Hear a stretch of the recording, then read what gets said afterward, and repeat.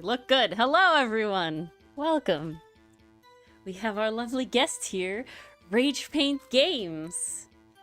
Hi, everybody. She's not replacing Mars. Mars is just not here right now. I'm just temporary guest for tonight. Temporary. Mars would be here if she could, but she got her wisdom teeth out today. Oh, man.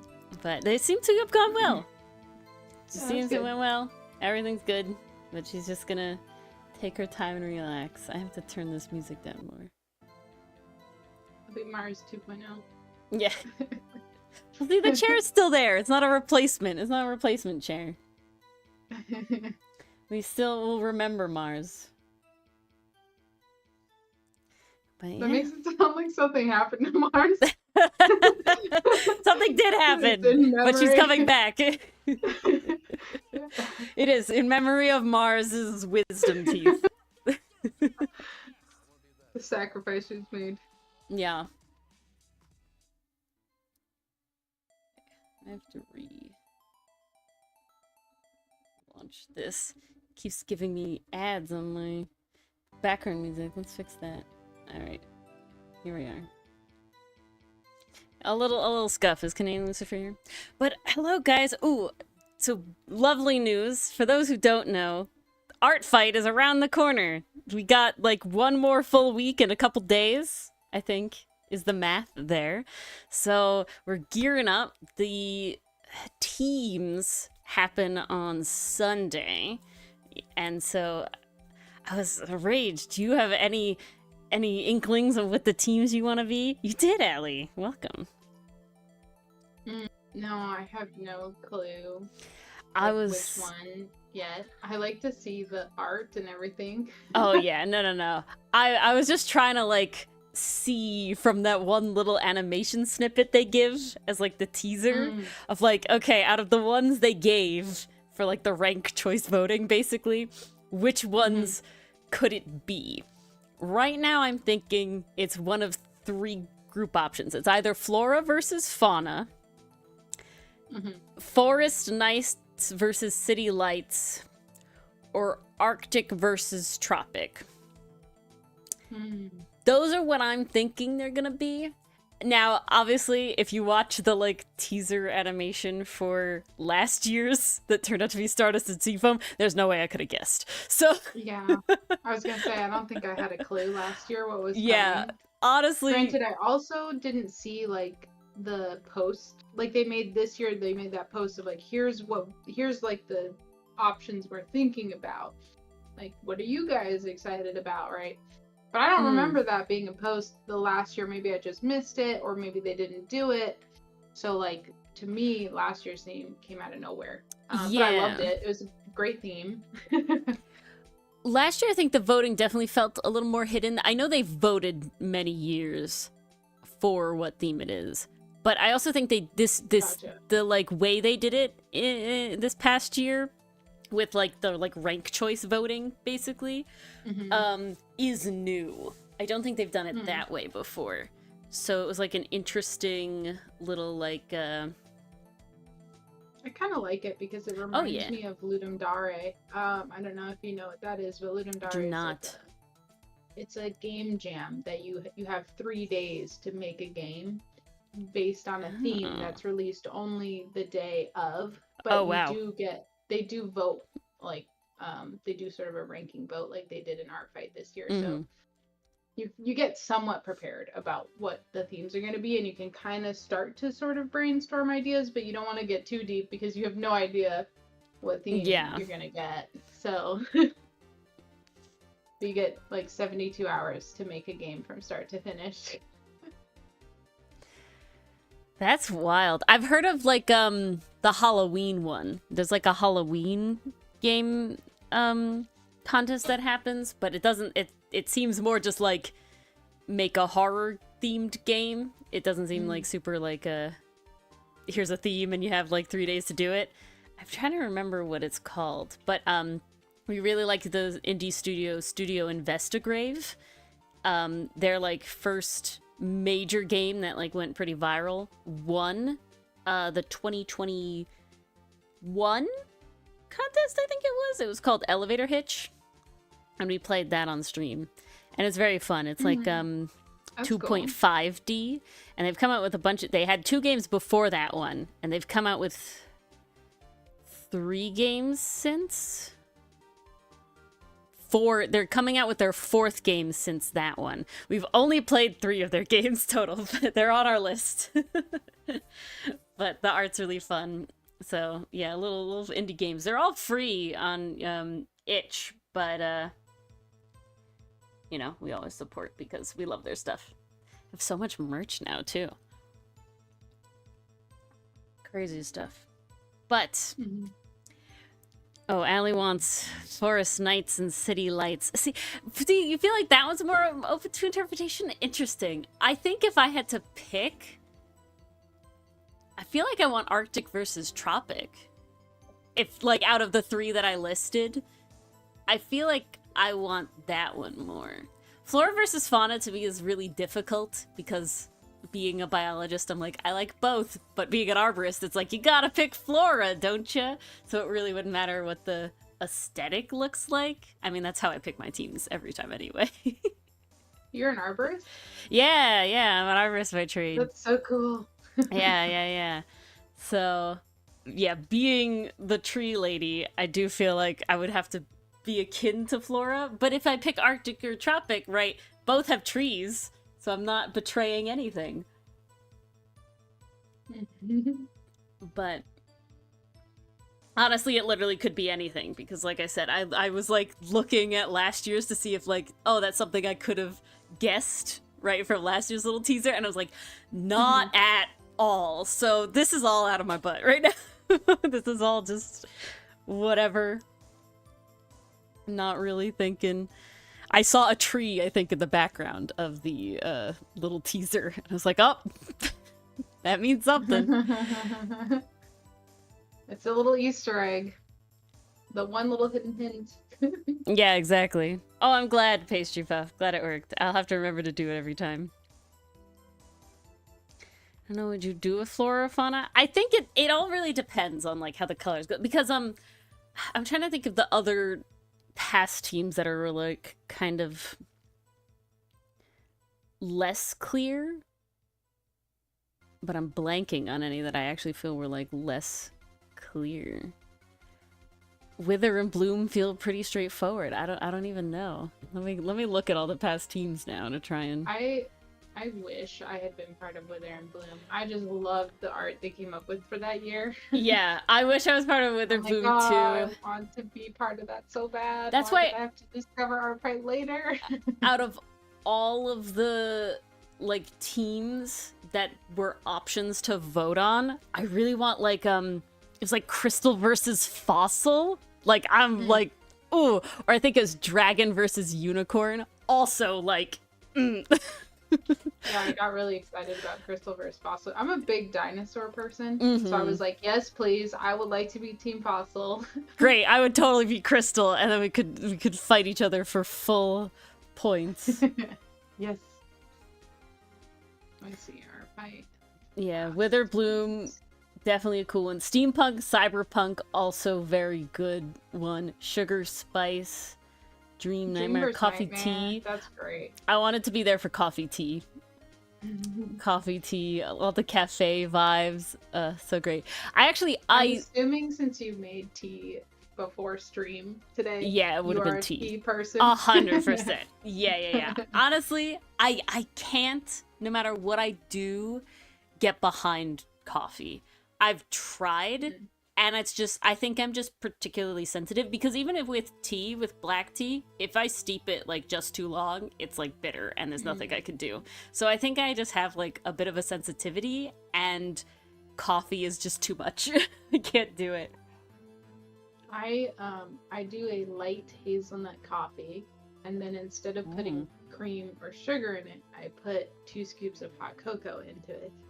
Oh. Which essentially is what a mocha is. Yeah. I found that out later. I thought I discovered something new, but apparently no, it's a thing that people do.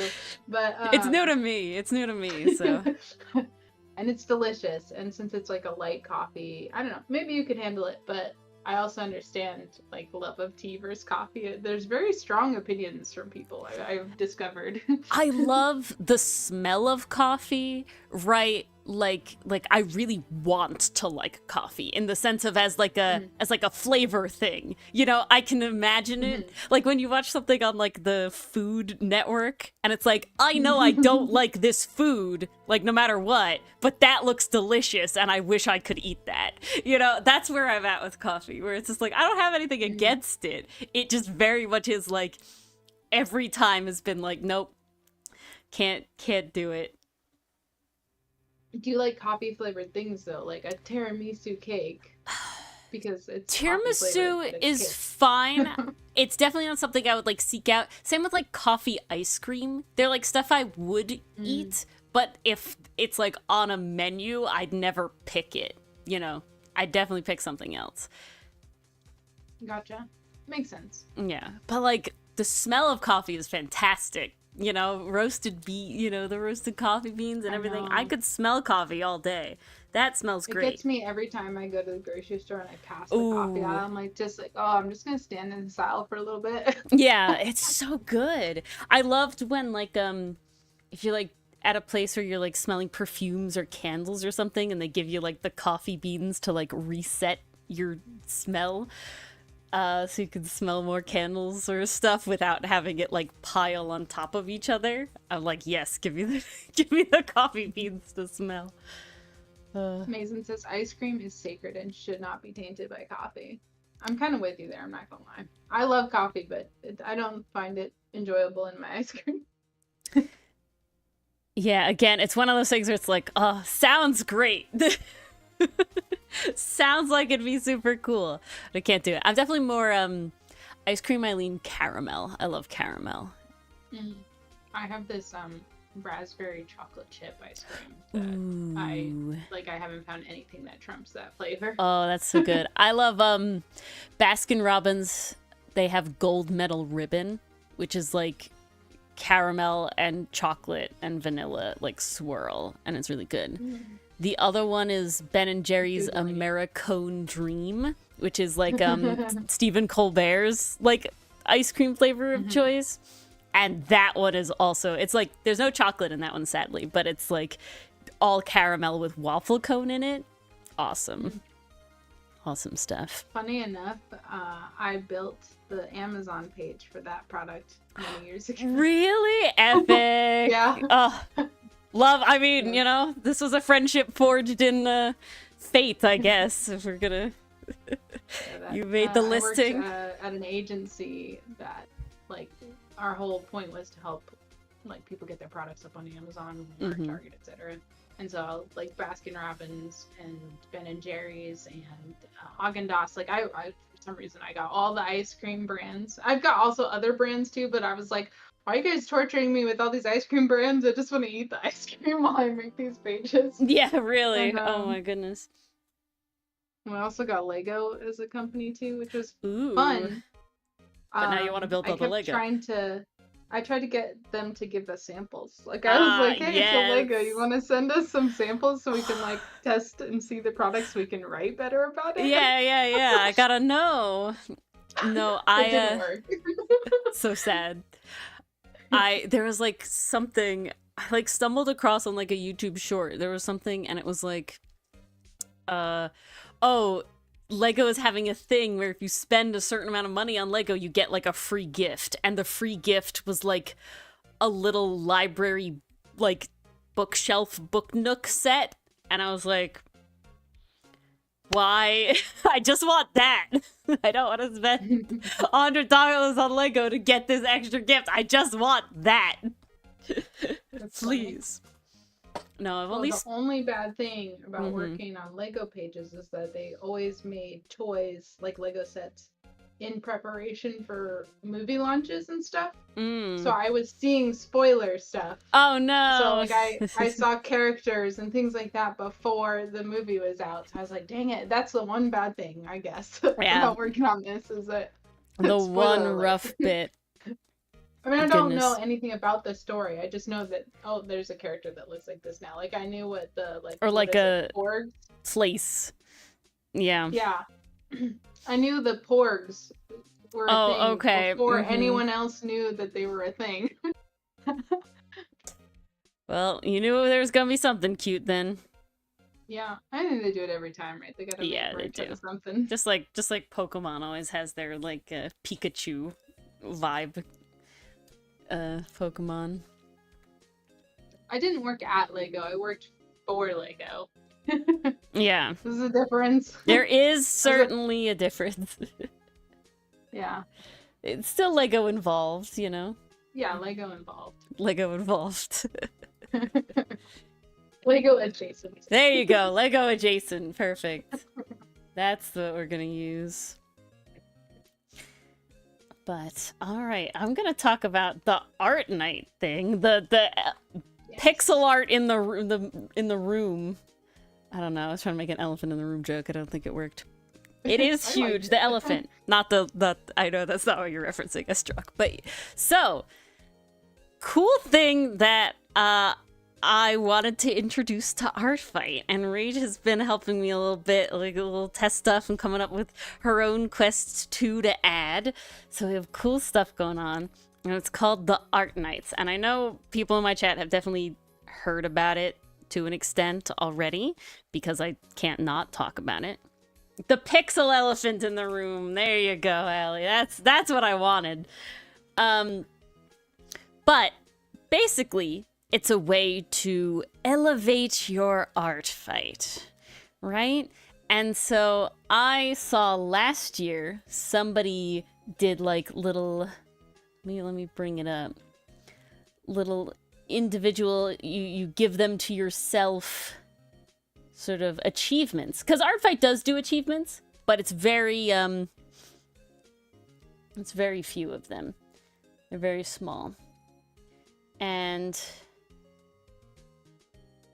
okay, let me do everything, please.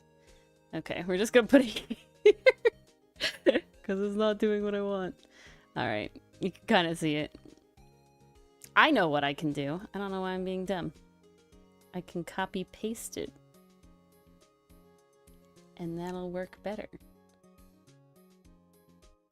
And basically, I was inspired by that because I thought they were really cool to do even more custom achievements. Allie Draws is already all about it. They said, I'm going to Art Night so hard this year. Oh yeah. I've like picked out my like who I'm gonna attack. Like for the Art Night stuff. So I had found these custom achievements by Galothen. I don't know if I'm saying that right. I don't know them.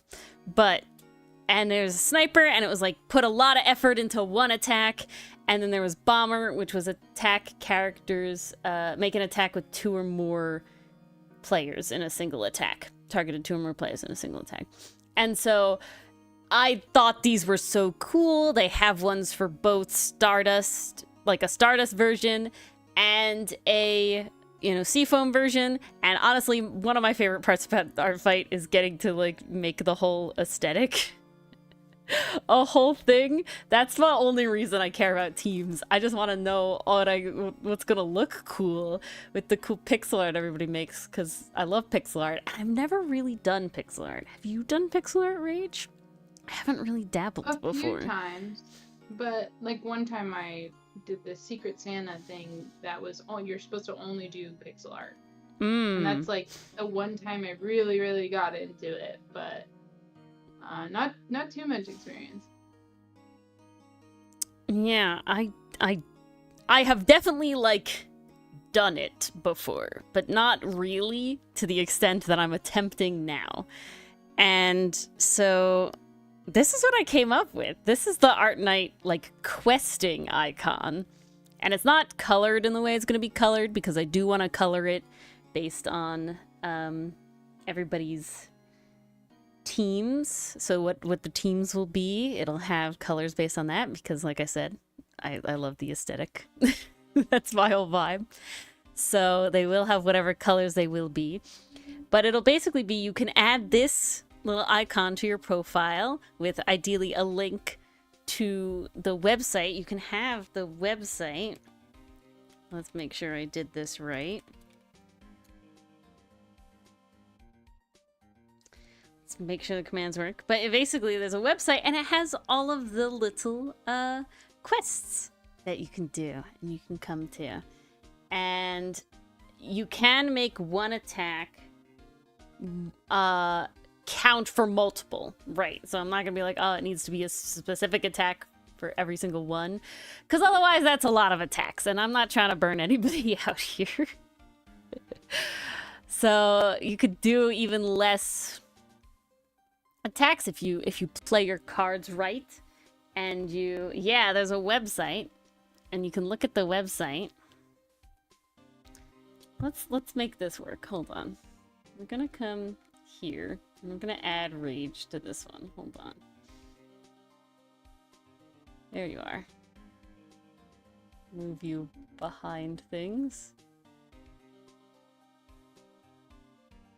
I always forget that you're short. Yeah. Well, you're like a true bust, not a half body, so it's like, oh no. Yeah. All right, there you are. My character is short though. Short king, so it's okay. Well, you're just close to the camera now. It works out. But so you can see the little website link there. It's very cool. And so it talks about elevate your art fight with quests. So it's basically just fancy, achievements, I guess, in a way. And these links don't perfectly work yet because, like I said, all the assets aren't in existence yet. That's what we're going to continue to work on tonight. But you show your participation in the Art Night quest by adding the questing sword, which is what I was just working on, to your page, and it'll be in a toy house link. Every time you complete a quest, you can get the corresponding medal from the toy house page and add it to your art fight profile. All the medals will also be team themed because, again, the vibes. Yep, one attack can count towards more than one quest, and if you complete all the main quests, you can fill out the knighthood form to get your knighted badge, which is a special badge that you can only get if you prove that you did all of the quests. And there are 7 main quests, and some have nearly all, but not all, because I don't know how I would level this one up. The copy quest. If anybody has ideas during stream, we can definitely add it. But, and they'll all have the links attached as well when I get to that. But, so you have the Quest of the Quick, which is you attack a character that has no attacks, because we like to make everybody included. And if you can do the leveled up version, or you attack an artist that has no attacks. That was a big drama last year. Rage, did you experience any art fight drama last year? All of the internet did, apparently, or they couldn't stop talking about it. I've always thought of art fight as like, it's a gift exchange. Yeah, exactly. Really, exchange is not. Really, we should just throw out the word exchange because, like, yeah, you shouldn't really expect anything in return. It's an art gifting game. You can hope. You can hope, like, if you want to attack someone, you love their art, their style, you can hope that they'll attack you back. But, like, I never expect someone to, and I definitely don't want anyone to feel pressured to revenge me because I know not everyone has the same amount of time on their hands for that. Exactly. And yeah, it's just supposed to be about making someone else happy, in my opinion, like to 100%. draw their character and gift something to them, and hopefully someone will do it for you too. But I do feel bad if someone hasn't gotten any drawings or for their character or any drawings at all. Like, I try my hardest to find people like that too, and there you go, completing that Quest of the Quick. Yeah. But yeah, I think the biggest thing that definitely added to drama that people were experiencing is I always experienced art fight as like you're already part of like an artist community, and then you're also doing art fight, right? And then through that you can like kind of network, but it's not really network, but like branch out. You can definitely use the little randoms to get random users and stuff at the top. But I always did it like other Discord servers that I'm in, like yours. Like, you know, I'm friends with Kaz the DM. His Discord server is a lot of art fight people, and everyone puts their links in, and then I would just go down the list, right? And it's like, let's give all of you guys art, because then it is more like a community. You have like slightly more rapport with these people, even if you don't talk with them specifically. It is like being in a server together. You have some sort of common interest. It's a little more, I know you tangentially. And then... I see that as a positive, but what was people complaining about? Oh, so they weren't able to network? Yeah, it was basically what happened is that Art Fight got a lot of traction on TikTok in 2024. And that caused a lot of people to join, which is great, but they didn't really know, like, understand what it was. And I also found on top of that, like, you know, they couldn't navigate the site very well, because it is, well, at least personally, I don't think it's difficult to navigate the site, but I also grew up on, like, older internet, so it feels like old internet, but not in, like, a bad way. Yeah, I made my siblings laugh because I was like, I grew up when there was still dial-up. Like, that dial-up sound is more than just a funny meme to me. Like, that was my life. Like, yeah. No, it's wild to think. But so it's like, the website to me is like fine, but it's obviously not like optimized like a whole thing, because it is literally like just a group of people that, while they do have, like, they do make money, it's not like for profit, right? It's all like just to upkeep or pay devs in order to make the whole thing. So it very much is all donations and stuff, like you join for free and everything like that. So I feel like a lot of people were just thinking, joining, not really understanding what it was about and what it was, like the vibes, for lack of a better term. And it just had a lot of people doing like point farming and... Yeah, I was gonna say, I bet you anything that caused a lot of point farming. Like, they just were doing stuff to get points and not necessarily, like, understand the meaning behind the event. It was point farming. A lot of people were, like, really upset about people doing mass attacks and, like, oh, my character's just a couple pixels in the corner. And now, if I'm being honest, I haven't seen any examples of this. It seems like a lot of just complaining about, like, oh, you didn't get your character drawn on their own, which, like, no one's obligated to do. And, you know, I don't know.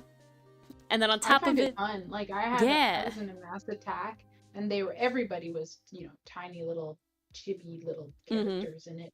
I found it fun, not only to try to find my OC, kind of like a Where's Waldo, but also see how many people I knew. Because there were so many, like, more than I expected, of like, oh, I know that OC, and I know that one, and I know that one. So it was, like, kind of fun to, like, pick it all out of the picture. So I feel sad that someone, like, had a negative experience with it. Of course, I want them to love it so much, but... Yeah, I feel like it's mostly people that, you know, for lack of better wording, like, shouldn't have been part of Art Fight to begin with, not because of any artistic skill or anything, but just the mentality, right? If you're joining Art Fight with the intention of, like, this is the way to get free art of my characters, and, you know, I can get free art from these, like, big content creators that I know, right? Because I think that was a big part of it as well. A lot of content creators on there and having their art fights up, and people going and, like, attacking them, and obviously them getting flooded with attacks, so there's no way they could revenge all of them, even if they were trying to. And then having, of course, people, because most of the people who joined were doing that, people were not getting attacks as well. But I also feel like those people were definitely not putting yourself out there, because, like, if you start sharing your link around, people are going to attack you, but you do have to do a little bit of effort, you know? And yeah, so I think it was just like a mentality of, it is called an art trading game, but people just expecting to be attacked.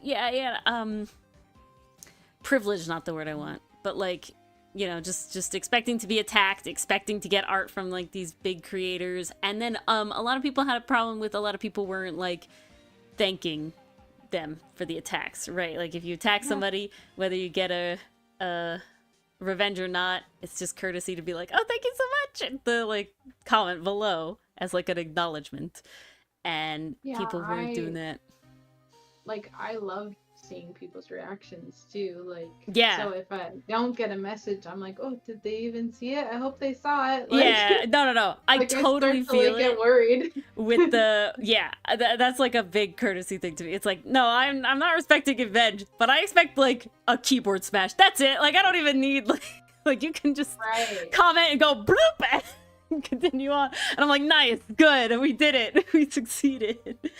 I had someone who like commented on my profile and they're like, oh my god, I love your art so much, right? And like that was it. So I was like, okay, I'm definitely attacking that person. Like, it wasn't even art fight, it was like random in the year. So I was like, okay, I'm definitely gonna attack that person. And then I did, but I had saved them sort of for last because there was like a lot on my list of things to get through.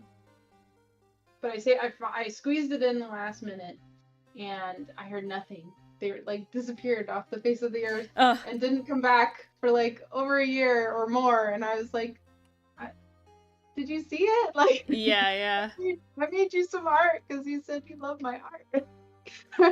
That's the other benefit about like being in a Discord server with the people, because it's like, you can post the art there and like at them, so you know, you know they saw it.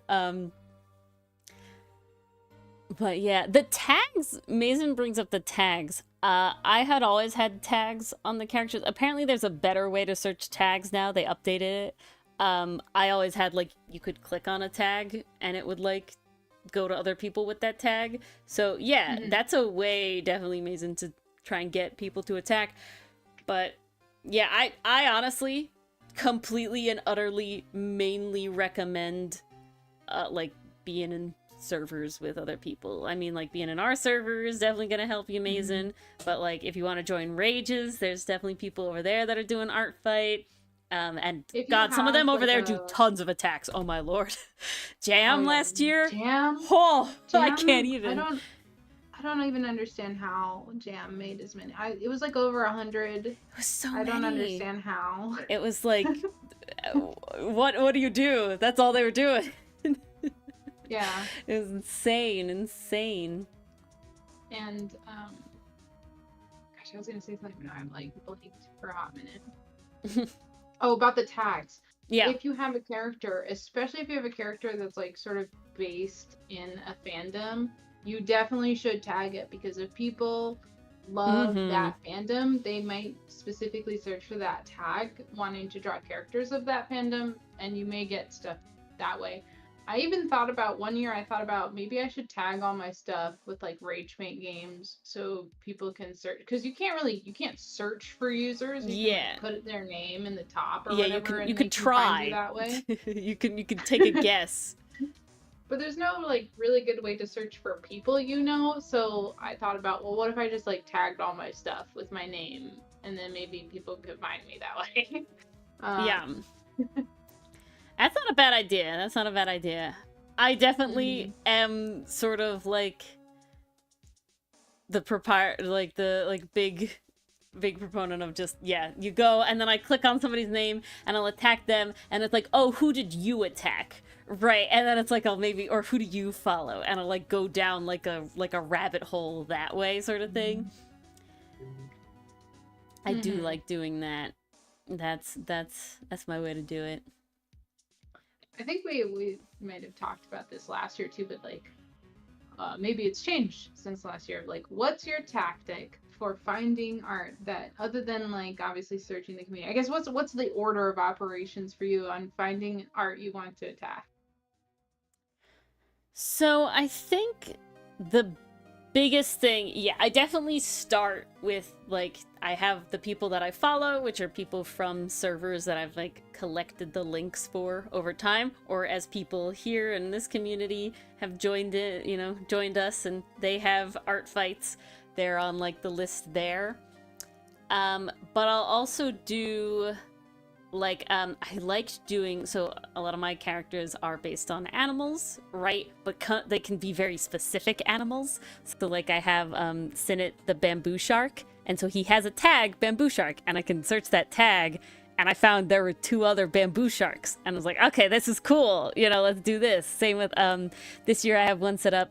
My OC Aster is a black-browed albatross, and I found another specifically black-browed albatross themed OC, and it's like, all right, yeah, let's go. I'm gonna do that because that's a fun little way to do it too. Yeah. Allie Draw says, I always find it hard to tag my. Sorry, there's a card. I always find it hard to tag my OCs from my original stories. If they are just normal humans, you can't come up with anything. I wonder if like if you have a vibe for your characters, like if they're more cottagecore, cozy, or steampunk, cyberpunk, like maybe space punk. I feel like space is definitely a good tag for your OCs, Allie. If it's the ones I'm thinking of, but also like, you know, original stories, you're not tagging like D&D stuff, but definitely like you could tag it with like the story's vibes too, right? I would also tag it with the story, right? Like all of the characters I have, because they're from the comic, they're all tagged Outcast and things like that. And so that helps with sort of that sort of connectivity there. And you might be able to, I mean, human, period, or humanoid are great tags to add to, because 100%. Like I do think some people, like, they specifically only want to draw humans, or they only want to draw feral things, or they only want to draw monsters, so they'll look for that tag specifically. So I think even putting human is a good idea. And that's definitely something you inspired me to do, was to like have OCs on different ones. So like I really only have the comic OCs because that's who I want drawn. So I'm not gonna put, some people have like billions of OCs, and it's like, God, that's even like for me a little choice paralysis there of like, who am I gonna draw? But because I had heard you last year how you specifically had made like a creature character and like a monster character and like a furry and a, you know, the human and things like that, so that people who have like specific preferences could just draw what they wanted to draw. And I thought that was like really cool idea. But now, since I honestly don't have any animal only characters, what I did do is I realized, oh, the comic has like their own animals that I made for the comic, right? Like species and everything. And so I was like, ooh, I'm literally just gonna take those and put them into the one little, like, here's one, and it's called Hotson's Journal, because that's the character that is documenting all the fauna. And it's just like a bunch of them. And it's like, pick one and you can draw it here if you don't draw humanoids. But definitely in my bio, I'm like, I want the humanoids drawn though. This is if like you don't draw humanoids. Yeah, I did that specifically because one person, like, I attacked them and they badly wanted to attack me back, which was sweet of them. But they don't draw humans, and at the time I only really had humanoid characters. Yeah, they're not actually humans, but they were humanoid enough where it would be very difficult. If you don't like drawing humans, it'd be very hard to draw my characters. So exactly. I felt bad about that, so I decided, you know what, next year I'll try to like branch out into other categories, so that people can attack me if they want to. Even if also I was thinking about like all the people who are not as skilled as others, like they're just starting their art journey. And so they're not, you know, as good. I don't like to speak in those terms, because I do think like everyone's got to start somewhere. To do art, you gotta start from the ground up, and you have to build and build, and it takes time and effort and patience. So I never want to say like bad art, but I do know there's a wide range of people on the site, like they're just starting their art journey, or they're very young, and I still want to encourage them. Like, I don't want them to shy away from attacking me. I would love to draw them something. Yeah. So, like, that was also, like, I purposely came up with, like, a very simple character, so for those people who struggle or are just starting their art journey, I, like, wanted to give them something to attack as well. Yeah. But I thought that was such a good idea. I never really, like, thought about it before, like, I heard you mention it. And I was like, oh, that's such a genius idea. But yeah, I definitely have a preference for my boys, Allie. I definitely am like, yep, these are the characters I want drawn. I do not have the little thing, but I'm definitely like, I'm just partial to the comic. Like, I have a bunch of like D&D and other TTRPG related OCs from, you know, honestly, years now of playing. It was weird. We were talking about it earlier, and it's like, yeah, I started playing D&D in like 2017, and it's like, that's an odd thing to think about, that we're like slowly approaching a decade of playing D&D. I was like, oh, huh. Wow, that's a good long time to be doing that, to be honest. Yeah, it's a wild thing to think about, that it's like been that long in my head. It's like to me, it's very much, I'm still new in the D&D space, and they're like, no, if you started in 2017, it's 2025. That's 8 years, Ori. Like, my gosh, wild to think about. But so I have a bunch that I love. I mean, 3 of them are my like background on my desktop for years, and I don't plan on changing it anytime soon. So I do love them. But as like a sort of thing, I feel like, one, in my art fight experience, when I go to somebody's page and they have a billion OCs, it's like, yeah, I have a little choice paralysis. I'm like, I want to draw the one that I like the most, but there's so many.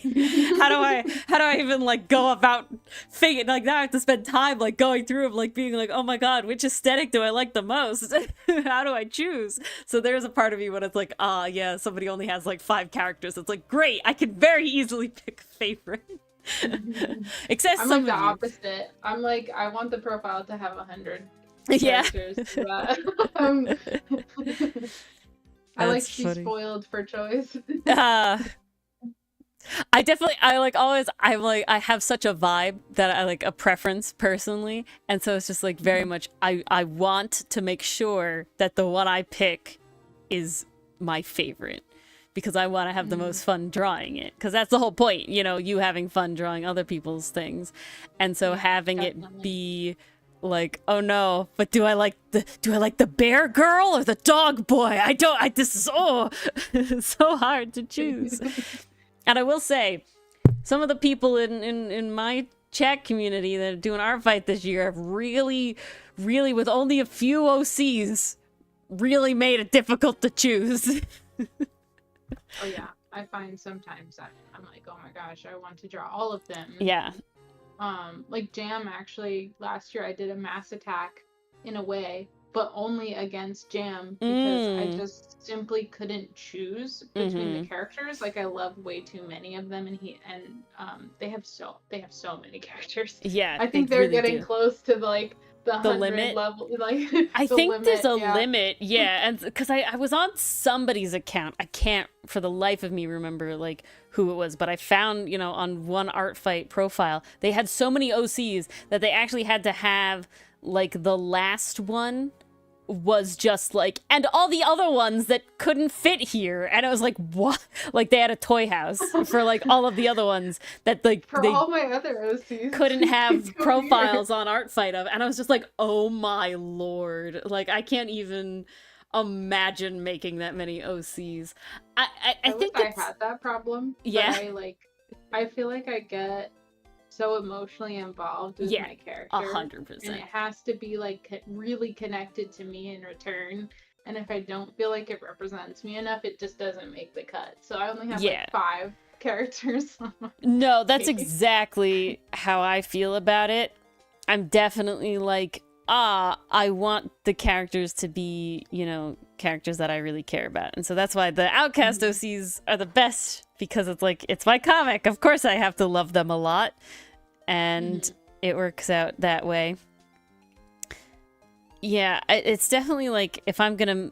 a lot of people make OCs and they don't have like a lot of story, or it's just like they have a bunch of stories, and it's just like that's insane to me. I'm over here, Mars and I have started like doing a bunch, like not a bunch, but like brainstorming here and there every once in a while about what our next comic will be, which we very know is a long time away, but it is one of those things where I am glad that like we're starting early, because it will just allow for a lot more fleshing out before we actually get there. But there's also like, I am specifically not designing the characters in any way. Like, I'm specifically preventing myself because I don't want to not be super invested in like Outcast, because I'm still making Outcast, and I don't want to like, I love my boys, and I don't think I'll ever stop loving my boys, my Outcast boys, but I definitely don't want to be like, oh, but I want to draw the new ones. It's like, no.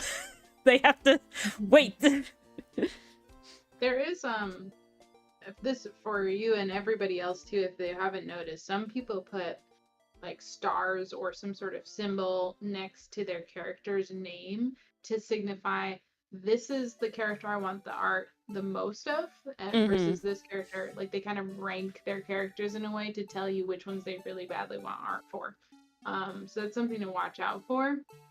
A lot of people use stars, but I've seen so many different symbols used. There was actually, and Allie implemented this actually.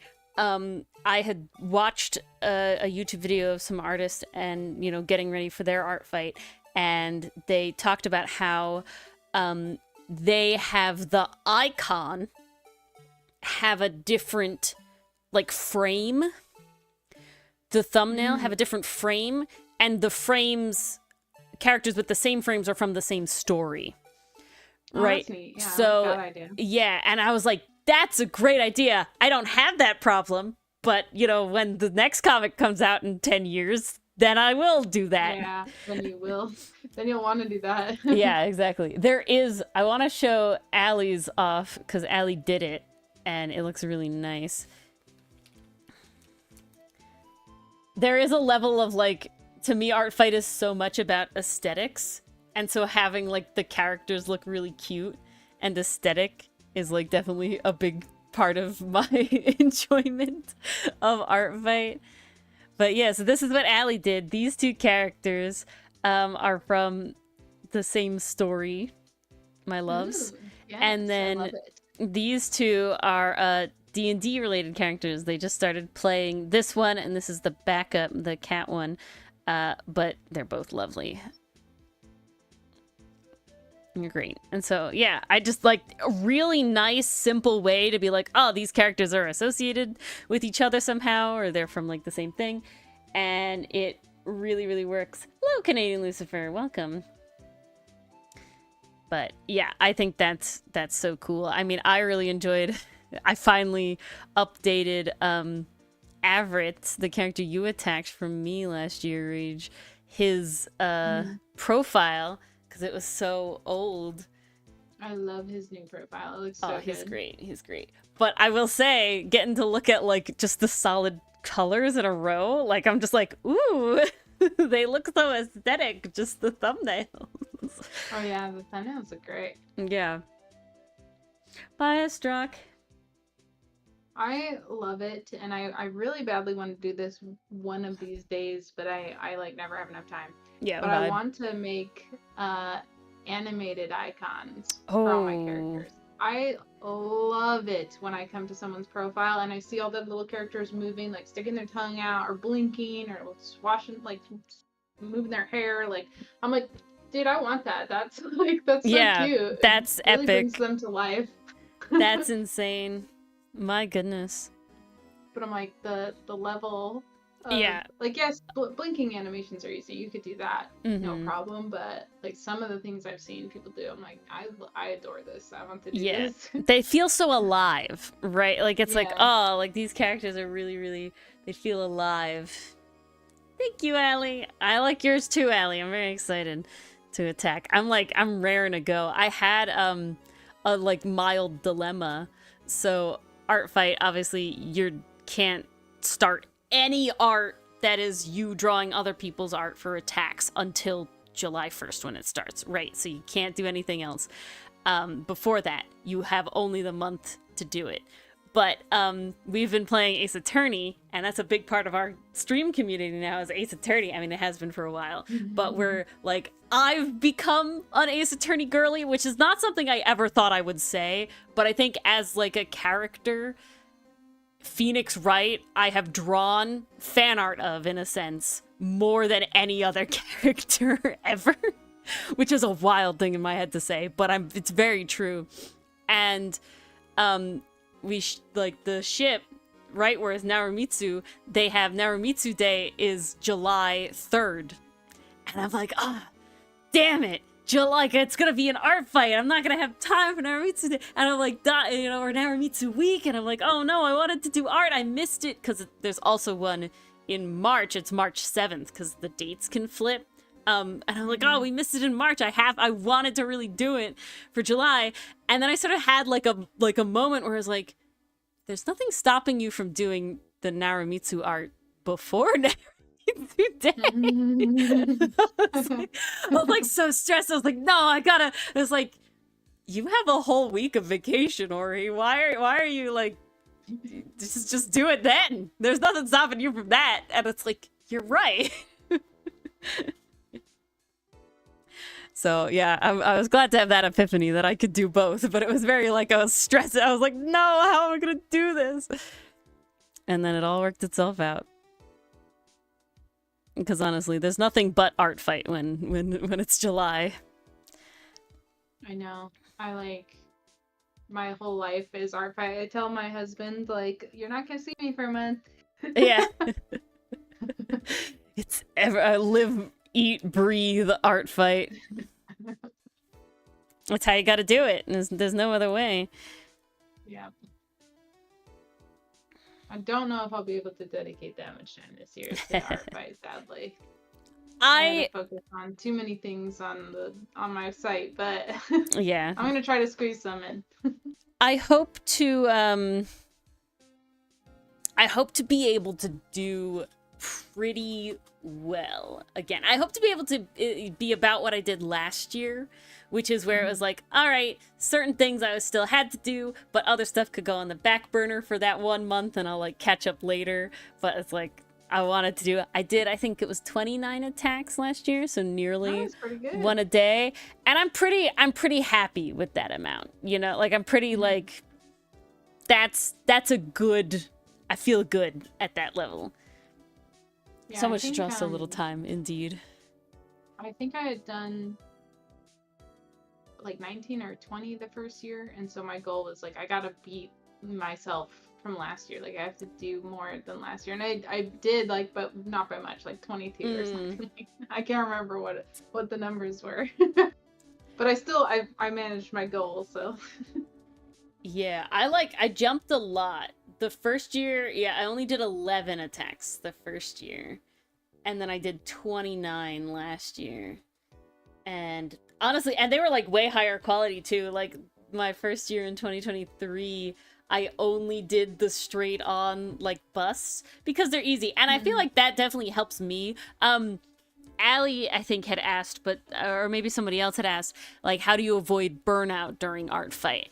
And for me, I think the biggest thing has been the fact that like I only strive to do the straight on fully rendered busts because it's easy. They only take me like a couple hours. There's not like a lot of stress in like angles and other things. And then last year I did manage to like branch out because I was inspired to do like tail wag animations or like like I drew the 3 shark characters together, or I did a lot more half bodies than just busts, but I also had gotten more confident in hands within a year, so it didn't feel like it was doing a lot more, but I definitely didn't hold myself to like, oh, they all have to be full bodies or anything. I definitely still did a fair amount of just straight on busts.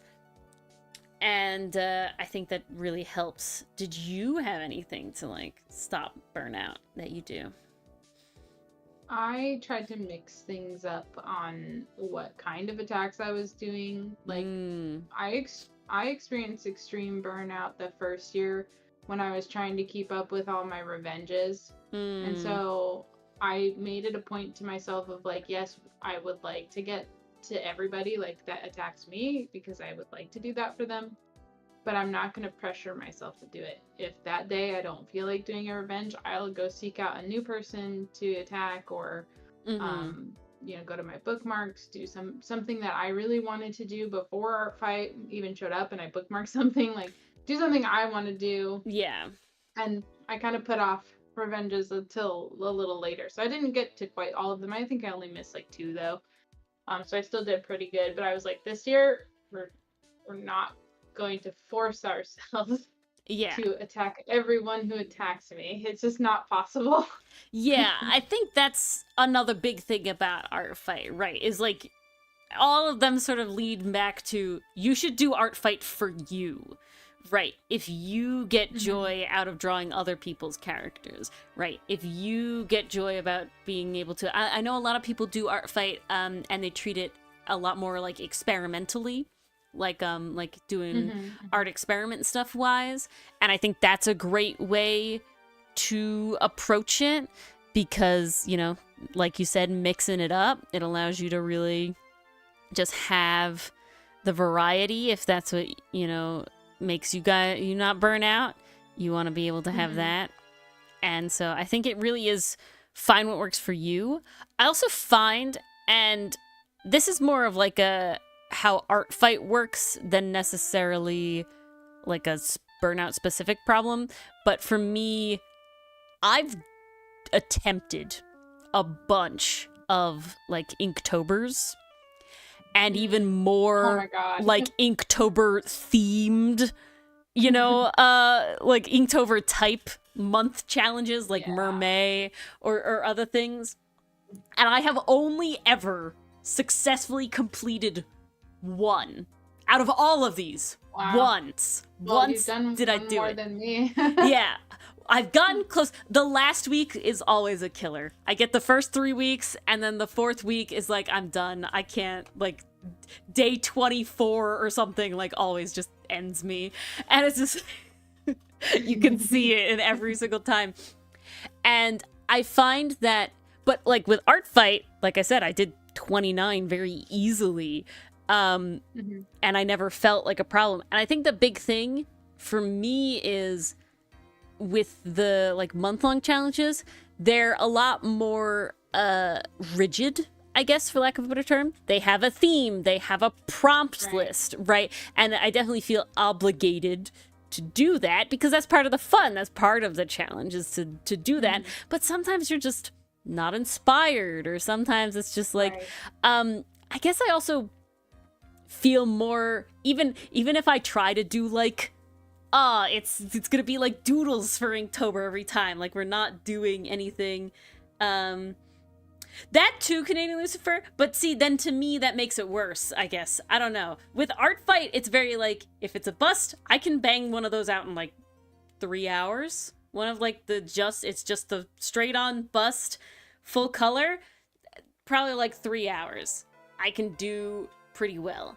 But with like the other challenges, I guess I have more pressure on myself, and it's definitely a me thing, but I have like more pressure on myself to like do something cool, I guess. Right? That's the difference. Yeah. I mean, you want to give somebody something you know they'll love, right? Yeah. Like, there's a little bit of pressure there of like, I want this person to love this piece. Which is silly because when you think about it, you're like, I love it when someone just draws my character. Well, that's like, I don't even care what it looks like. I love that they did it. So it's like you hold yourself to a different standard. See, but that's why I think Art Fight is easy for me, because I'm exactly like, yeah, I love if somebody, like, the amount of ecstatic that I have for just anybody putting in any amount of effort to draw my character at all in any way is like, this is the best thing in the world. So then to me, it's like, I'm, you know, doing that for somebody else, so they're gonna love it no matter what, is basically like my thinking, right? It's definitely like, so it's very easy. Versus with like the monthly challenges is like, I'm doing this and everybody else is doing this. I want to make it cool. and there's more pressure for me to be like, no, you gotta interpret this prompt like artistically. Like, how are you gonna do cool stuff with this drawing? Versus like the other time is like, I'm literally copying your design and putting a smile on them, and it's in my art style, and I love that shit, so you love it too. Yeah, that's fair. And so I tried really hard to remind myself of those kind of things, of like, stop putting, like, you're putting unnecessary pressure on yourself to do well. Like, you don't need to do that. Yeah. But just like those prompts, the reason I have so much trouble with Inktober, I get like 15 days in, Ori. Yeah. And then I quit. And it's usually because by the time like we finally get to a prompt that maybe excited me one day, like now it's today and I'm not inspired to do it anymore. You know what I mean? Like, it's like I don't feel like that, like drawing that in particular today. So I do struggle with Inktober, because then if I'm not inspired to draw something, it takes me so long. Or like I'll draw something and I'll just think it looks like crap, and I'll draw it and draw it and draw it, and I'm like, it just looks like garbage no matter what I do. So that's how I get. That may be just me, but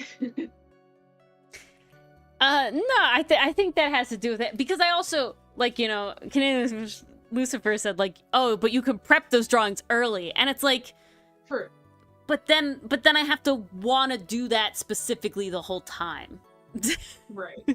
And versus there's a level of, I'm just taking somebody else's design that they obviously already love, so it's like they already like it. That's what they made. So my just interpretation of it, they're gonna love as well, because it's me drawing the thing they already like. You know, that's why I think like most artists, or a lot of artists, start with like fan art, right? Because you don't have to think so hard about it, right? You're just drawing a character. Something like that like inspires you to start art to begin with. Like, you watched an anime and you're like, oh, I want to be able to do that, right? So now you're like copying that style because you're trying so hard to learn how to do that, right? Yeah. And then eventually you just branch off and do your own thing. But my like reason I started drawing was I was basically like on Tumblr, and I was just like, I had gotten into certain fandoms, and there wasn't art of like ideas that I had about it, right? I was like, oh, I have these like ideas for all this art, and so it's like, well, I guess you got to do it yourself, you know? Yeah. And so I was like, well, that's where we're at now. I love the people who try to experiment during art fight, like trying things they normally wouldn't do, but using someone's character as the subject matter. I have not been super brave about that. I feel like I did push my like style to the limits on certain things, like kind of over exaggerated my style on a lot of things last year, but I don't feel like I nearly experimented as much as I maybe would have liked. But I definitely don't think I would say I necessarily experimented with art fight. I definitely like was proud of myself with like, I did the tail wag animations, or I did the little bit of animation. Like, if you had asked me like last, you know, the year before in 2023, would you ever like do animations in art fight? It was like, I would have said hell no. Like, that's a lot of work and you know, a lot of time. But within that year, I had gotten just like, one, better at animating, so there was a level of just like the flow is easier. But two, I find personally there's always like a moment where it's just like I let go, for lack of a better term, where it's like, you know, we're doing this, and this is how it's gonna be, and you just like, nobody else is gonna see it as critically as you are. And so there's always like a moment. It happened with the comic, it happened with like animating, or I kind of showed something off and it was like, everybody thinks it's great, and I'm like, I did this in 30 seconds and it looks like the sketchiest thing in the world, but if you're enamored by it, it worked. So now I have this epiphany of like, oh wow, that's all it takes.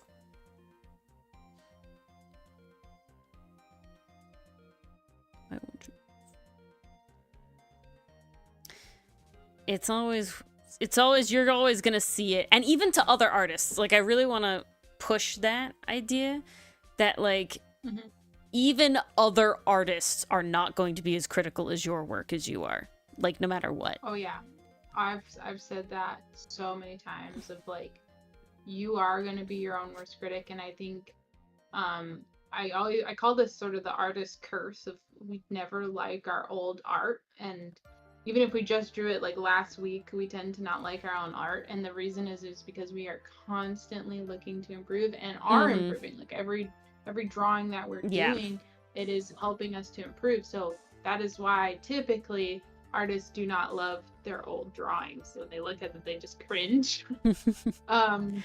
But it's a good sign. Like it's a sign that you're trying to get better and that you are getting better. So yeah.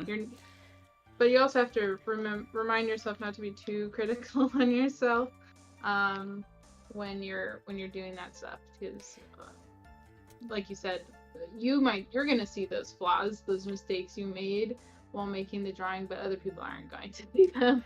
I think one of the like best advice that ever stuck with me, art advice wise, was something that said it was along the lines of your eye develops before your hand.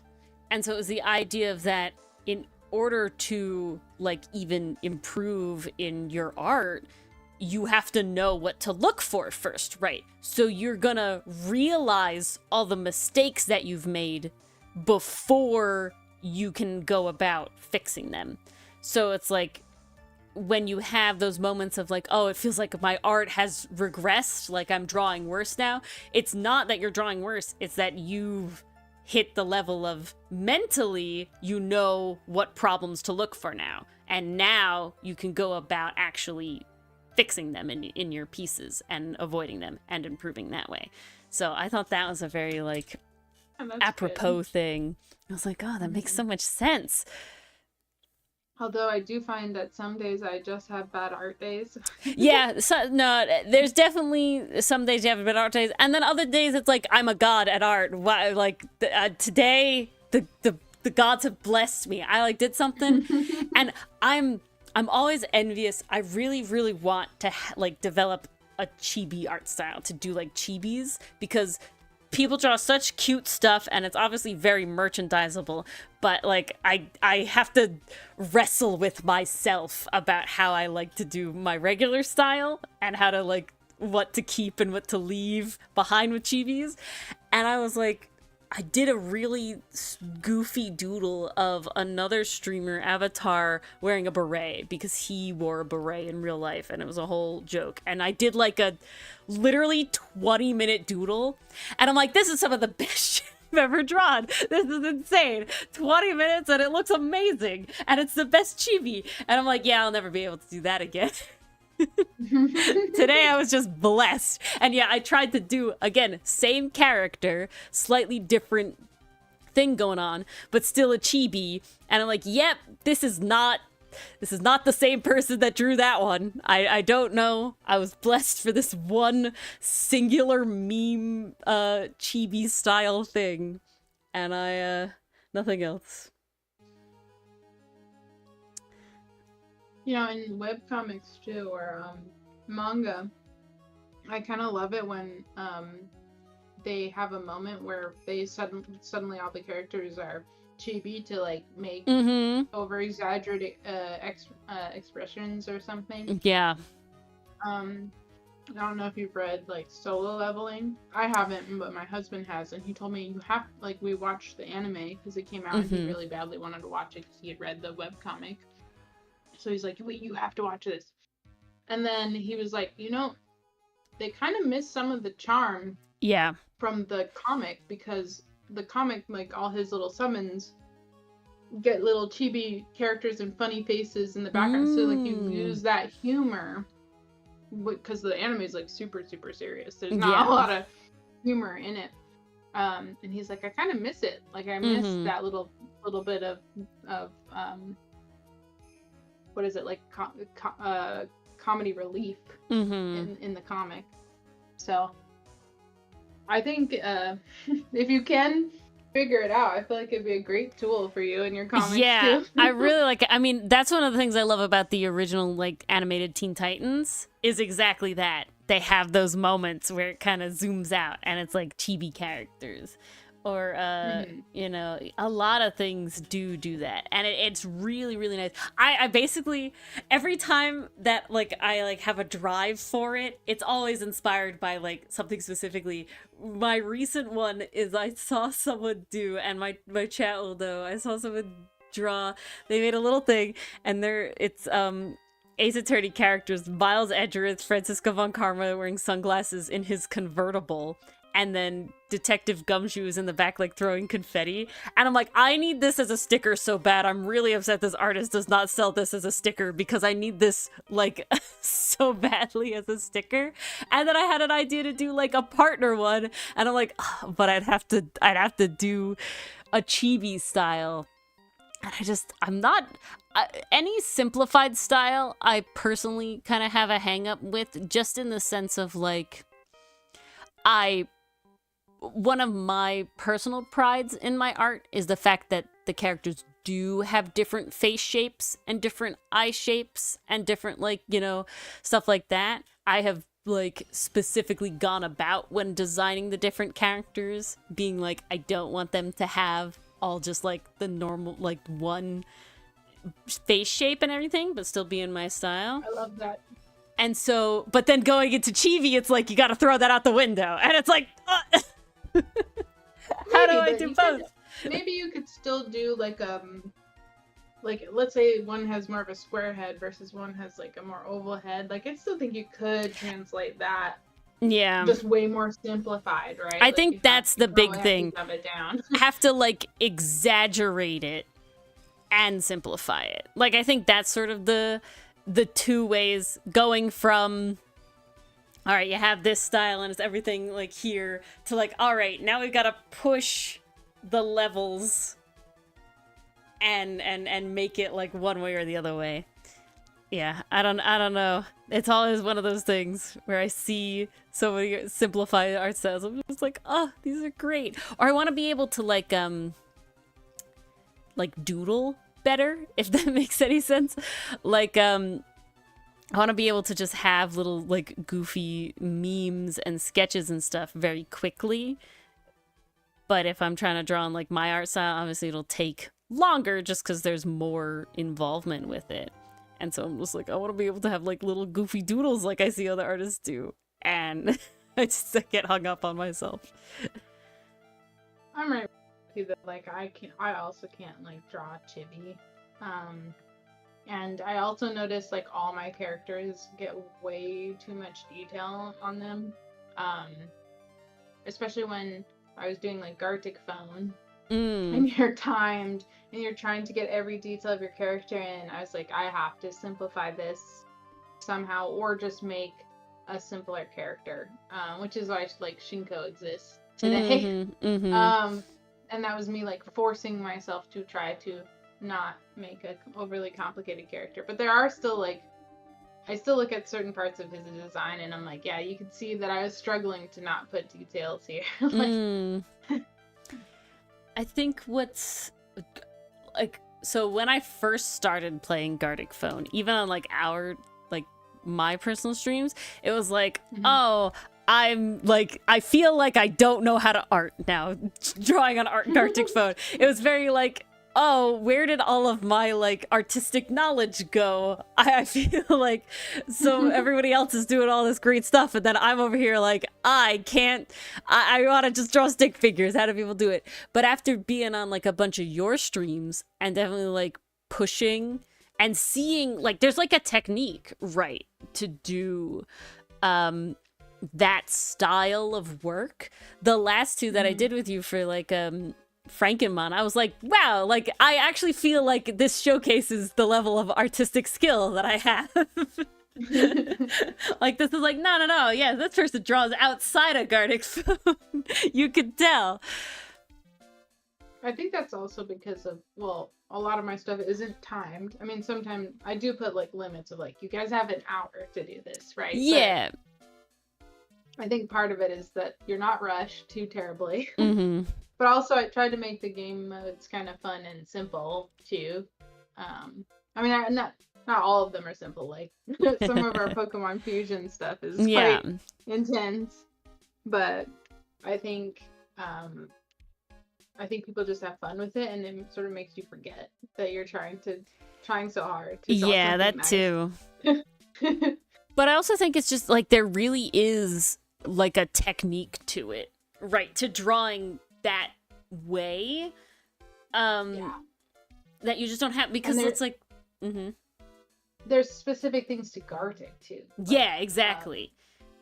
Like you have to draw really fast if you want like a smooth line. It's so counterintuitive. Like when you're trying to be precise, you're like trying to be slow and accurate, but that's actually the opposite thing you should do in Gartic. Yeah. So there's things like that, right? No, exactly like that. Or like you can't change like anything's opacity, and like the way that like colors layer is kind of weird. Like you know, a lot of being a digital artist does not mean, oh hello bot, does not mean that you can't like draw traditionally, right? A lot of things is actually very similar, but then in Gartic it's like none of this really feels like it applies. Now I have to do something completely different as to how I do everything. And so seeing like I think the big thing is with like the color. If you're trying to add color to it, doing like the color first and then the lines on top is definitely like a big thing that I never do anywhere else. I probably never will, because I have definitely attempted lineless art, and it is not for me. Yeah, I've tried as well. I love my line art too much. Yeah, seriously. Even though I've softened my line art over the years, like definitely when I first started drawing, I did a lot of like solid black, you know, not, I wouldn't say necessarily super thick, but just very present. And I did like cell shading too, and then so over the years I've definitely like, I have this like, it's like a pencil brush I use for line art. And the problem with that is I've very much developed my like digital art style around like the art program that I use. So when I go over to Procreate, I'm just like, I can only sketch in this program. Every time I try to do like actual any sort of like color or render, it's very like a fight.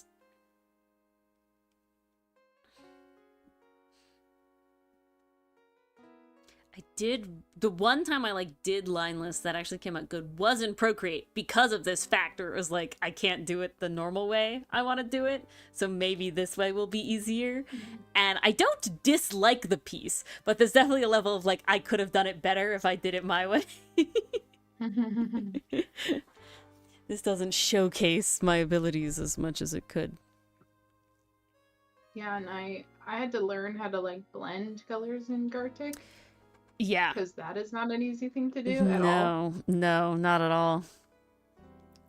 Learning the technique of like the lowering the opacity to add shading was like mind-blowing to me when I like saw you guys do that in there. I was like, oh my god, that's brilliant.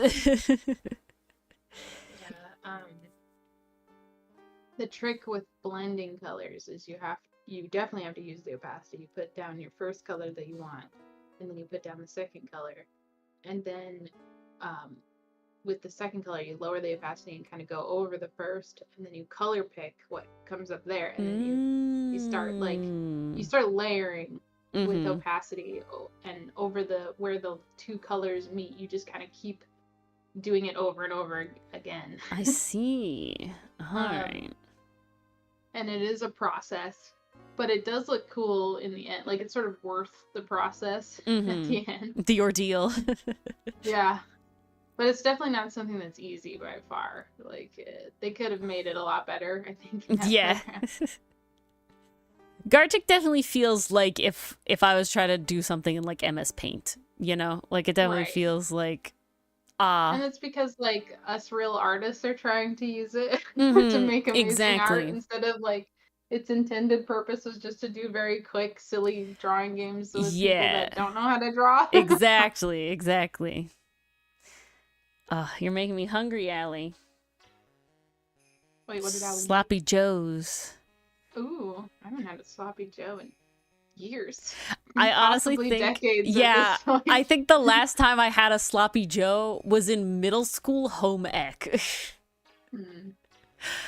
It's just not something we, like, did a lot in my family.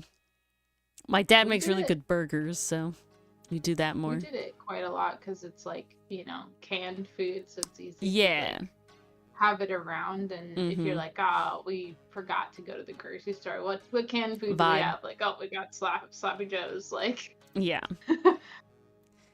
No, we're a Spam family, so that was always the go-to. Spam and Campbell's tomato soup. You could make that. Grilled cheese. I was not introduced to Spam until I met my husband. Because his name's Maui, and his family live there, and they have, like, Spam musubi and stuff like that. Yeah. Oh, I love musubi so much. It's so good. So, like, I didn't even know, like, I always just thought of Spam as, like, that's mystery meat in a can. Like, how could that be any good? And Maui completely changed my mind. Yeah, it's like, no. I like Spam. And he got to get all the flavors, you know? There's, like, so many flavors in Hawaii that, like, you literally can't get anywhere else. And it's just like, oh my goodness. Allie says, I've never tried Spam. You know, it's tough now to try Spam because it's like $6 a can. Yeah, it's definitely not cheap nowadays. 100%. But for me, like, if you do, like, make musubi and stuff, like, at least it goes kind of far a little bit. Like, one can is definitely, like, multiple, like, meals a little bit if you, like, do it right. And so it's, like, it's not the worst thing. It is still, like, cheaper than a lot of meats. And honestly, I like the flavor. It's like, you know, sometimes you just want a hot dog. Right? Yeah. I can't, my father can eat it cold, though. I don't know if that is like, I could do that. Yeah, I could not do that. Eat it cold, definitely no. But in college, I, like, lived off Spam. I lived off a lot of Spam. And I had Spam before, but college is where I learned about musubi because there was a Japanese, a Hawaiian Japanese fusion place that could deliver, that was, like, near my dorm. And, well, okay, cold meat in general, Allie, can be good. It depends on the meat, though. If your steak is really good, or your chicken is really good, you can eat that cold. Like, I can't. I had, like, we ordered, like, popcorn chicken from, like, this, like, Asian chicken place near us, and it was so good this one time that I was like, you could smell it when it came out of the fridge, like, the next day, and I was just like, I'm not eating this up, I'm eating this now. It was so good. I love getting, like, a rotisserie chicken from Costco because they're only like $5. Yeah. And I'll enjoy it warm, like, I'll have the legs and the wings or whatever off of the bird. But then the rest of it I'll shred and then have, like, chicken salad, like, cold chicken salad for the rest of the week, and it's amazing. No, the rotisserie chicken is such a great staple to have because it really, you can use everything and it's really cheap. I love salami Canadian Strip. I can't do bologna. It does have that, like, Spam texture to it that I, like, can't deal with. But salami, oh my god, I think nearly the entirety of my grade school days I ate salami for lunch. Not 100%. There were definitely, like, other things in there, but, like, that is what I ate for lunch every day, salami. I literally had, like, salami today.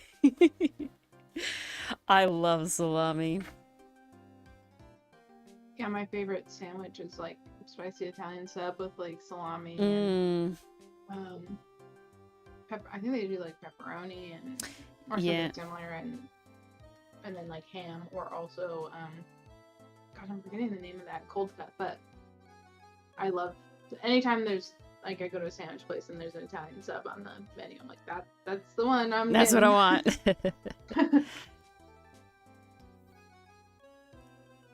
No, my mom got into making muffaletta sandwiches, which is like a New Orleans thing. And yeah, it's like you're gonna have to describe that to me. Yeah. I've heard the word, but I don't know what it is. I'm trying to remember what bread it's on specifically, but you get like the round loaf. It's a round loaf, and so you basically make the sandwich out of the entire round loaf, and it's tapenade, right? So olive tapenade, and then I'm trying to remember all the meats because it's like a bunch of the Italian meats. It's like salami and capicola and another one that I'm blanking on. Mortadella. That's the other one. Mortadella. And this sounds like the perfect sandwich. Sopressata. It's like a bunch of stuff. Now I'm gonna have to look up exactly what it is. Muffaletta sandwich. Because it's like a bunch of specifically like really Italian meats. But then tapenade, which is so very important. And then, yeah, so it's a round Italian bread. That's what it is. And you basically make one big sandwich and then you cut it like a pizza. And then you feed it to people. Like there's like an olive salad that's like on top. Yeah, that's the tapenade. Yeah, so it's like olives amazing. And capers and olive oil. So good. But yeah, salami, capicola, mortadella, provolone, and mozzarella. And then tapenade. That sounds like a very dangerous sandwich. It's so good. And then you make it and then you like wrap it and then you put it in the fridge because it has to meld together. That's why like my favorite like sandwich like chain sandwich joint is Jersey Mike's because they have the juice, and that I love the juice. Eat your sloppy joes, Ellie. You're getting hungry. You have food. Yeah, wait, you have food. Yeah, what do you mean? How are you getting hungry? I also love Reuben sandwiches as well, like the corned beef sandwiches. Those are so good. Reubens are great. I like a good Monte Cristo. Oh yes, Monte Cristo. Oh, so good. We have an excellent what is it called? Irish pub at the end of the street, and they make a bomb Monte Cristo. Oh. I kind of have to order it every time. Even there's other really great things on their menu, but that one. But I'm like, I want the Monte Cristo, please.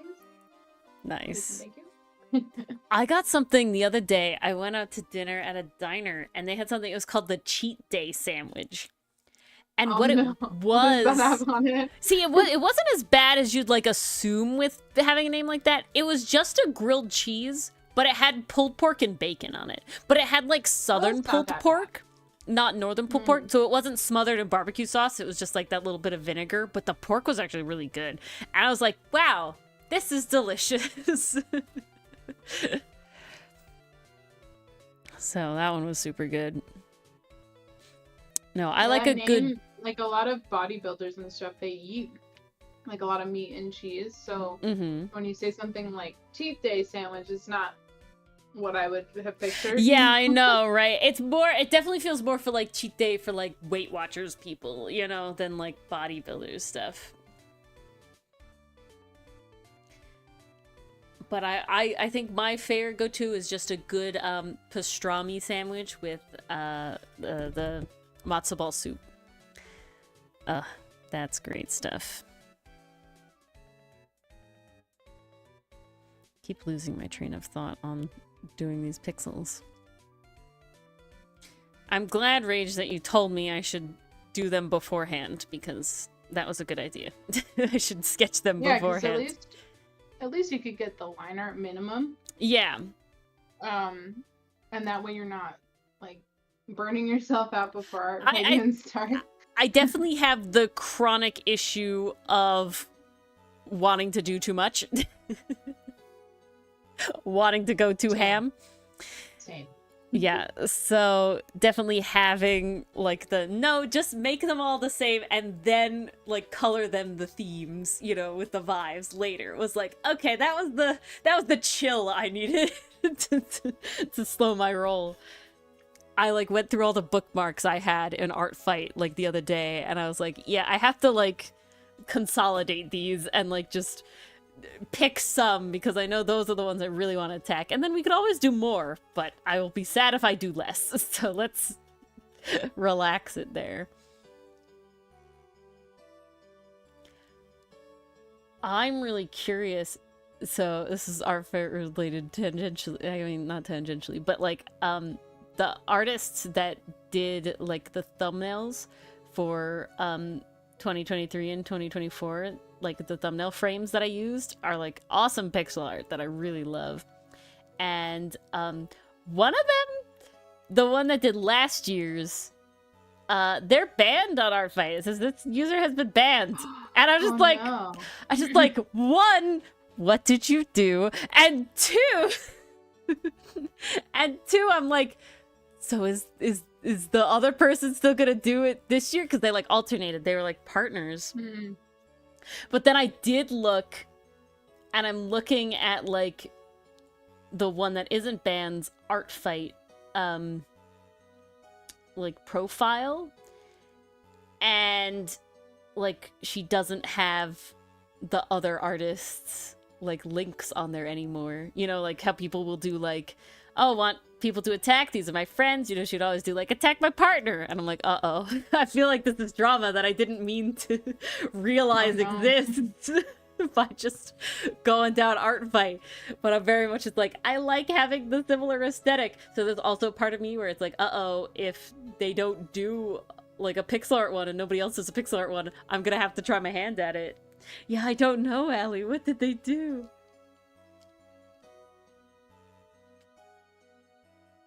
Every day's a cheat day? Yeah, every day's a cheat day. I like, I'm glad. Oh, yeah? Sorry, go ahead. No, you go first. I've been talking. I do like having the frames on my previews. One, so I can try to sort of kind of block what they're about to see, so it's more of a surprise when they open it. But also, like, now that I look back at my art fight attacks from the past, I'm like, ooh, I can see exactly where it stopped. Like, one year stops and the next one begins, so it's nice and organized. Yeah, that's exactly what I love about it. I love being able to be like, oh, all of these have a theme, and then all these have a theme, and they all look nice and cohesive and related. But I also then like that it's like I'm using the same artists, or like, you know, the same general style of like, it's a pixel art with the little like team badge that I'm on, right? Like all that sort of stuff, and having like, oh, I feel very cohesive. That's a failing I have personally with how I treat like Instagram. Very back in the day when I first started trying to do stuff on Instagram, a lot of the advice was like, make sure your Instagram profile, like, you know, page has like a theme, so that when people go and click on it, they know what you're about. It's like theme and curated and everything like that. And that is definitely not the advice that they give you now, you know, for like growing on social media. It's more like just post as like often as you can, basically. Mm-hmm. And but I like internally basically refuse to do that. Like I won't post sketches and stuff because I'm like, it'll ruin the aesthetic of my page. Which is really dumb, but I like how it looks.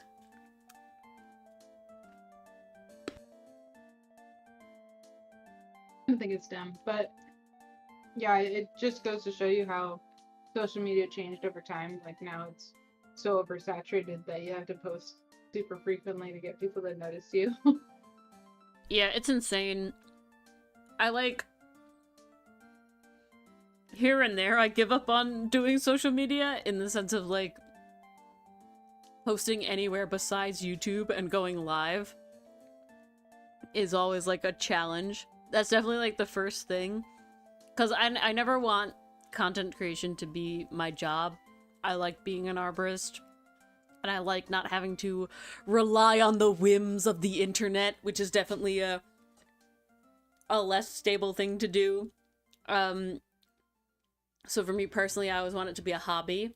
But there's definitely like if it makes money, I'm gonna just use that money to do things for that. And the one thing I want is like a social media manager. That's like my dream. I'm like, yes, make enough money solely so I can get one person to manage all the social media accounts, because I have too many and I don't want to do it.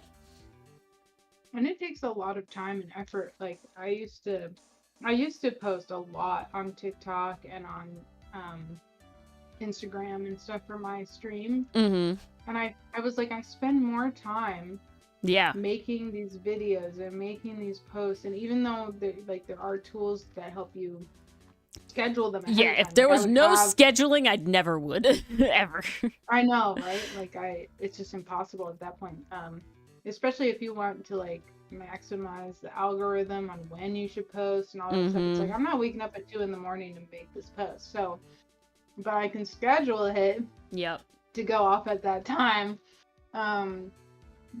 or whatever. But even doing that, I was like, it's sucking up my entire life to do this, so I'm not gonna do it anymore.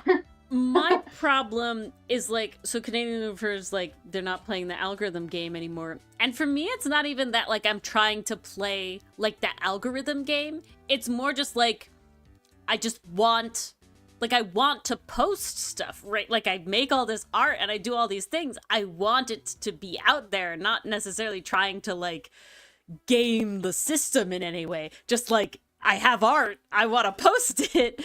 But the level of like, okay, but now I gotta post it on all these different things, and it needs to have like a caption, and it needs to do, it's just like every time I'm like in a groove for a while, it's like, yes, I very much understand why this is a full-time job in a lot of places. You know, why this is like one person's like full job is doing this. Is like, yeah, I get it. I'm so lazy about it. Yeah, but if you're new to streaming, which at that time that I was doing it, I was, and you're trying to get noticed by people so that you don't have to talk to yourself anymore. Yeah. You need it. You need it, and you need to, like, it's important to look at what game categories have a high amount of viewers but a low amount of streamers. It's important to know, like, when do streamers start to come on, and then for you to try to stream on sort of the off-peak times so that more people can see you. Like, there's a whole thing to it, and people, I always try to explain that to people when they start streaming, like, it's not as simple as just turning on the camera and go. Yeah, it's really not. Because there's just so much you have to think about and do if you want people to find you. And then once they do find you, then it gets easier, but it's still a lot of work. Yeah, and Twitch specifically has like such low like discoverability that it's always like you have to do a lot more work outside of Twitch to like get people on board for that. I definitely would honestly only do YouTube if I had to choose, just because there is at least like an inherent level of discoverability that you can find with that. But my bigger thing, I tried to stream like a year before I think I started streaming with Mars. I think that's about what it was. And yeah, it was like to nobody. And so it's really hard to talk to just yourself. There is like a lot of skill of having like enough talking involved for you to not be not entertaining, because you need to be entertaining enough that if somebody does come by, that, you know, they stick around so you have people to talk to. And I don't think that I'd be here if, one, I wasn't like, hey, Mars, come do this with me. So that at least if there's nobody here, we could talk to each other. But what actually worked out is I had like gotten fairly prevalent of like just a person in another content creator's stream. So a lot of I was friends with the streamer that, and then on top of that, like the chat, since I was in the chat a lot, they like knew me from the chat, and it was like a smaller streamer at the time as well. So like they knew me in the chat, so that when I started streaming with Mars, I had a lot of, and I was not streaming at any of the times that he was streaming, I had those people from that community come over to my stream, and so we actually had people at that point. I was like, oh, okay, this is way easier now. Yeah, because I felt exactly when I first started, and I had like 2 viewers at most days. I'm like, man, I just I'm talking to myself all the time, and it feels weird.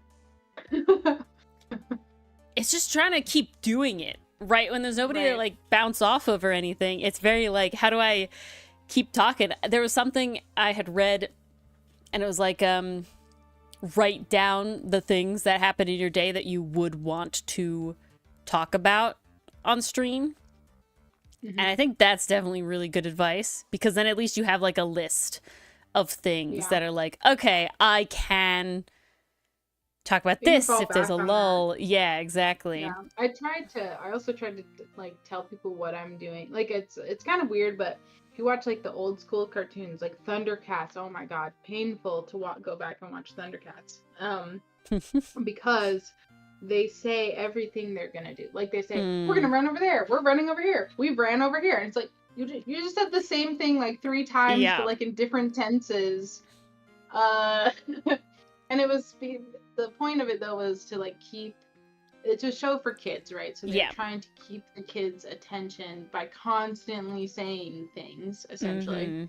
And I'm like, sadly, that's not that far away from what you have to do on stream, especially nowadays. Especially like, you know, with short form content being such a big thing.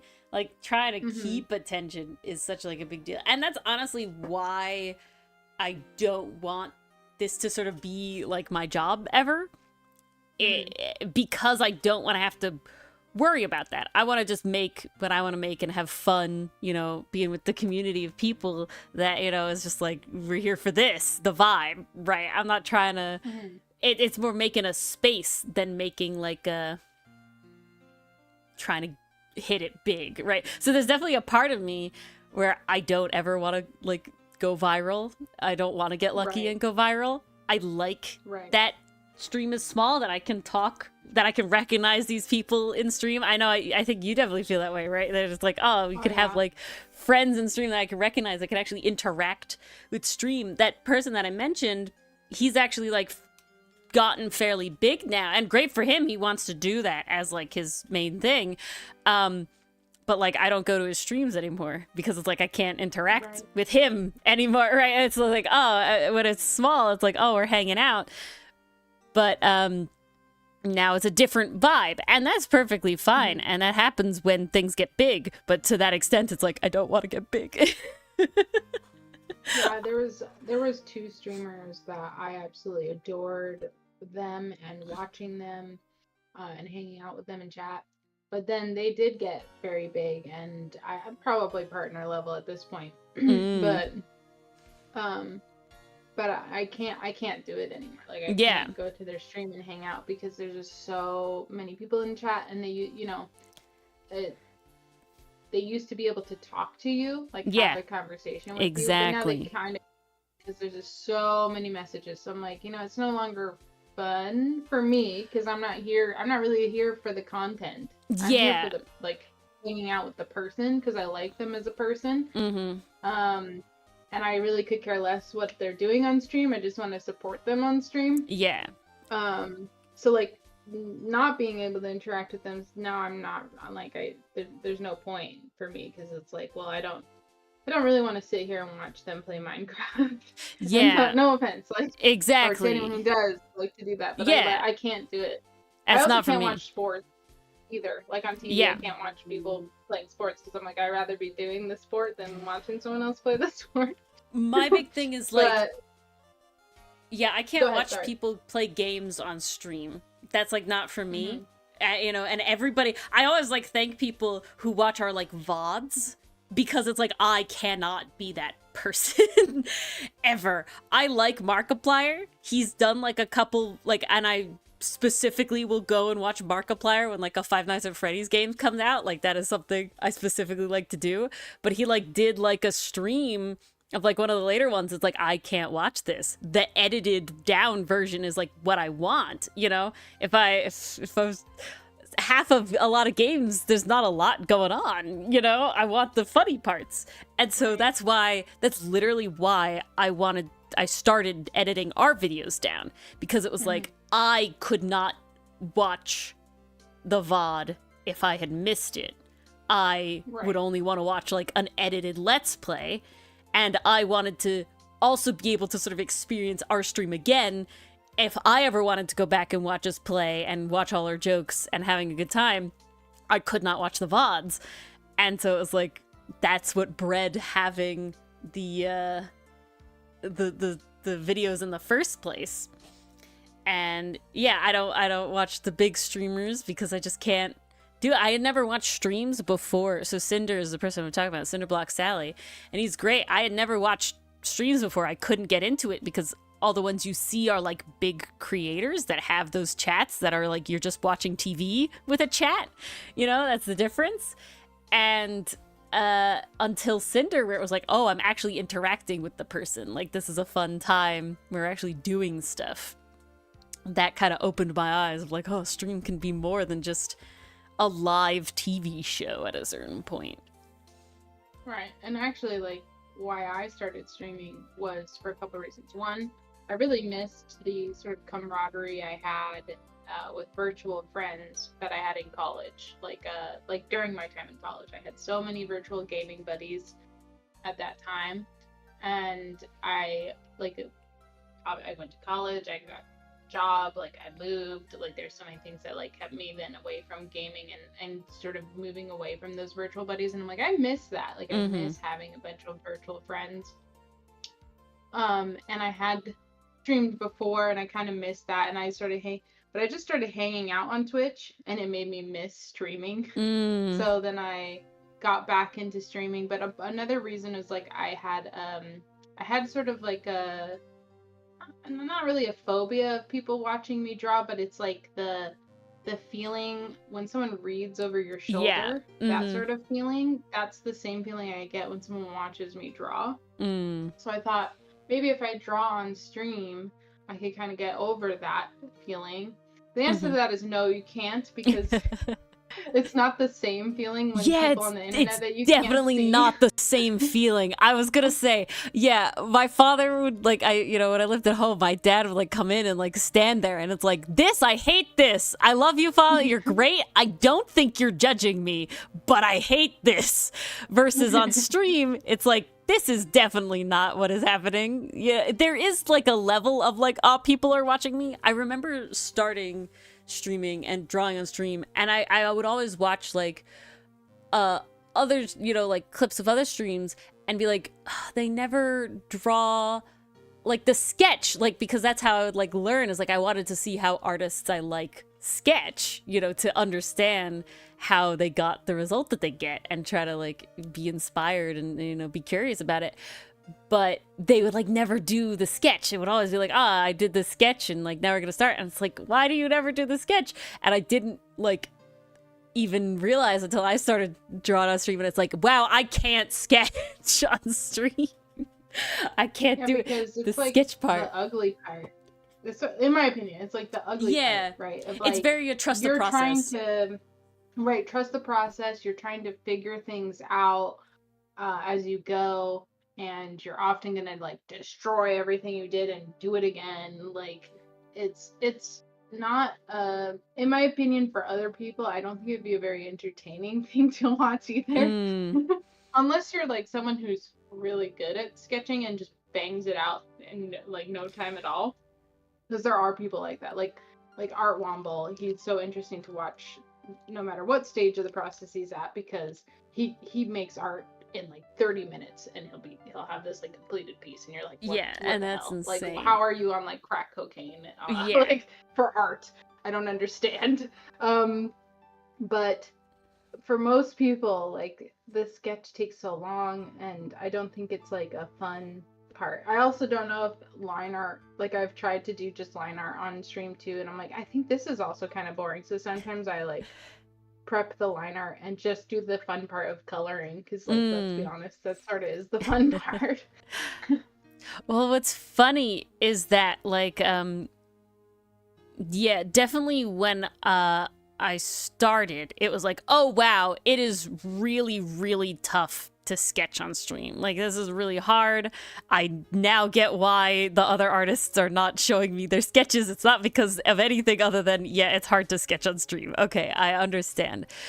But I would like, because I do a lot of like the games, right? Like making monsters hot or turning like items into monsters. Like, there's not a lot of prep you can do for that, right? Like, the point of the game is like doing it with like what chat has, you know, asked to have happen and everything. And so I had like come up with ways. It was like, okay, for the making monsters hot, I like had poses, and it was like I drew like the poses first, and I was like, okay, here are like bases, right? Like, here are bases, and then I'm gonna use that. They're my bases that I did off stream, but I can now use these to do better. And I will say, so for Christmas this in 2024, I did like a gift, like an art stream, whereas everybody that came, you could get a 5-minute doodle from me of any character that existed that has like a reference image, right? So if like you had an OC or, you know, a media property character, as long as there's a reference image I could view, I would do like a little bust in like just a 5-minute doodle of it. That is something I never like would have dreamed that would have been something that I could do and come up with things that like remotely look decent. Like, they looked pretty okay. Now, not all of them. There's definitely a few where like you fail sometimes, but like as a vast majority, it was like, wow. And I really want to do like an artist alley. That's like on my bucket list sort of thing. Is like, I do want to table at an artist alley. And one of my good friends, Dichotomy Games, I was like talking about this, and he was like, oh yeah, because you draw on stream, like you should like do like little doodles like at the thing of like, just you see like a cosplayer, be like, here you go, like do sort of stuff like that. And I'm like, that is a really cool idea, but there's no way I could do that. Love really the idea. Cute. Glad you feel confident in me. Hell no. That's so cute, but no. Yeah, literally. I was like, no. Ali Jaw says that she loved that stream that you did. And thank you, Ali. I will be doing it again. I had fun with it because it was very much like a cool, like, wow, this is like a personal flex, I guess. That it's like, I can draw like characters that are very recognizably the characters in just 5 minutes. Is like a cool flex on my, and it's like it's a way to push that like simplifying, you know, how to do it fast, because there is a level, you know, there's a lot of videos out there that are like how to get faster at drawing and how to draw faster, and some people draw really fast or whatever, and I think it's a lot of confidence. There was like a moment, I recall having like a moment where it was like, this is an art level up that I had. Like, I literally, like, the experience hit and the level up happened, that I was like, this moment is an art level up. And it was just like, wow, I'm confident in my anatomy. And that was it. I mean, that's a good... It's wild. Anatomy's hard. Anatomy is hard. So yeah. To be proud of that is like a feat in itself. And there's still struggles, of course. Like, some days, like, the legs just don't want to work. But like, there was like a moment where it was like, oh no, like, I actually feel, because it's less of like a and I think this is why like a lot of people feel like they get stuck in like the beginner artist phase, and it's because you are very self-conscious about it. And I know that's like a hard thing to be like, don't be self-conscious, like, obviously you would if you could, right? But having like a moment of you doing it for you, right? Even if you are posting it online, it's really funny. So my partner Dylan, he was there when I like first started doing art, is when we like got together, and I didn't draw feet. I didn't wasn't good at it. I didn't enjoy doing it. So I would just like stop the character at the ankles and I would just move on because I'm doing it for fun. I'm doing it for me, right? And he would like make fun. There was a statue in our school library, and I would draw in the school library, and there's a statue there of a child like sitting reading a book, and the statue also didn't have feet. And so he would joke constantly that, oh, you made that statue, right? You did that, right? You know, just like you, look. And it would be all this back and forth about this sort of thing. And did you just tell him, like, look, I'm not the only artist exactly. who don't like Right, exactly. Having that, like, wow, this artist did, like, this realistic, you know, sculpture, like, paper mache style sculpture of, like, a kid that looks like a real kid, and they also just didn't want to do the feet, is like, okay, literally doesn't matter, right? And so I got to learn through, you know, being in relationship Dylan, that, like, I should be drawing the art solely for my preference, and that if I like it, that's all that matters. And so having that sort of, like, I had a good time, and I like this piece, whether or not anybody else does is not the point. And I've definitely, like, been able to carry that through to an extent. Obviously, like, people's words still affect me, but, you know, definitely having more of, like, I really push the idea of being, like, a hobby artist. I'm doing this as a hobby, and there's no need for me to improve in ways that I don't want to improve or feel like improving. I don't have to draw things I don't want to draw. And I feel like there's a lot of pressure of, like, oh, if you don't draw backgrounds, like, you're not an artist, or it's like you're only drawing, like, Instagram, you know, Pinterest girls or whatever, bust shots, like, you're not really, what are you doing? And it's like, just have fun, draw what you want to draw. If all you do is draw Pokemon again and again, that's fine. You know? Do what you want. Do what makes you happy. Yeah. Because really, that's kind of all that art's about. Exactly. Like, that's, like, the whole basis of it is to, like, get your emotions out. So, like, draw what you want to draw. Yeah, I'm such a big advocate of that, because, like, I started Outcast with a intention of getting better at drawing backgrounds. Like, that is definitely a part of why I wanted to draw a comic, because I wanted to get better at drawing backgrounds. So this was like a way to do it. But if I didn't want to draw backgrounds, like, then I wouldn't have. You know, there's no reason for me to. There's no expectation of me to need to. There's solely the me level. And it's like with feet. Nowadays, I love drawing shoes. I, like, go real detailed on the shoes sometimes. I just drew, like, Hudson and some Converse the other day for his, like, an AU. And I was like, wow, I, like, looked at, like, Converse details and, like, references. I was very happy with it. But, you know, back in the day, I never wanted to do it. And the reason I finally learned how to draw feet was I made my first, like, true OC that has, like, a story and a background. And he was inspired by a guy that I met during my internship, and he's a farmer on a CSA farm, and he specifically didn't wear shoes. And that was, like, I made a farmer pirate, and so in trying to, like, encompass the vibe, I was like, all right, this character has to have no shoes. He has to be barefoot. So I have to draw feet now. And the desire to make this character exist is what made me learn how to draw feet.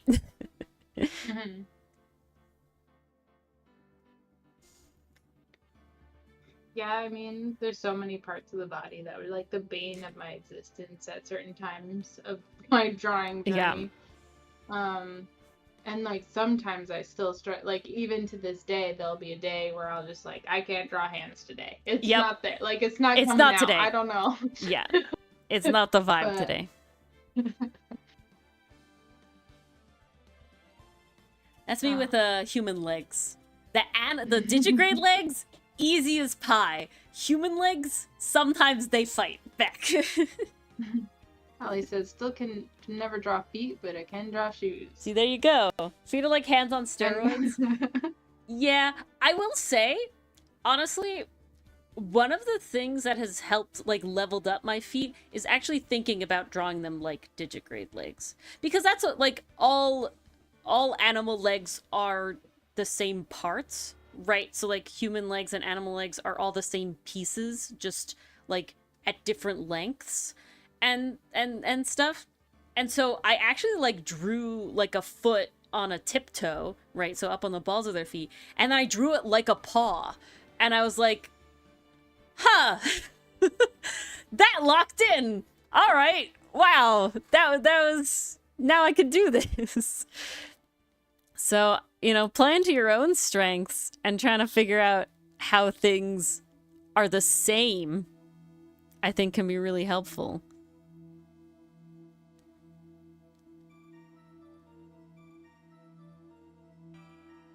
Okay, let's do that. I'm gonna hope I can remember what which quests all of these are for. I have them written down somewhere else. But I'm definitely over here. I'm like, oh, which one is this? I was poking around our fight while we're talking. Oh, yeah. Oh, yeah. And then there's, like, people who draw, like, a totally different picture, like, for the thumbnail for their attack on you. Yes. And I'm like, how do you have the time? Like, even though they're, like, some of them are, like, cute and silly and, like, maybe just, like, stick figure version of your character. But just having that... How? Yeah. No, I was talking about how, like, so you know how they put out the, like, the cards, right? The, like, profile cards?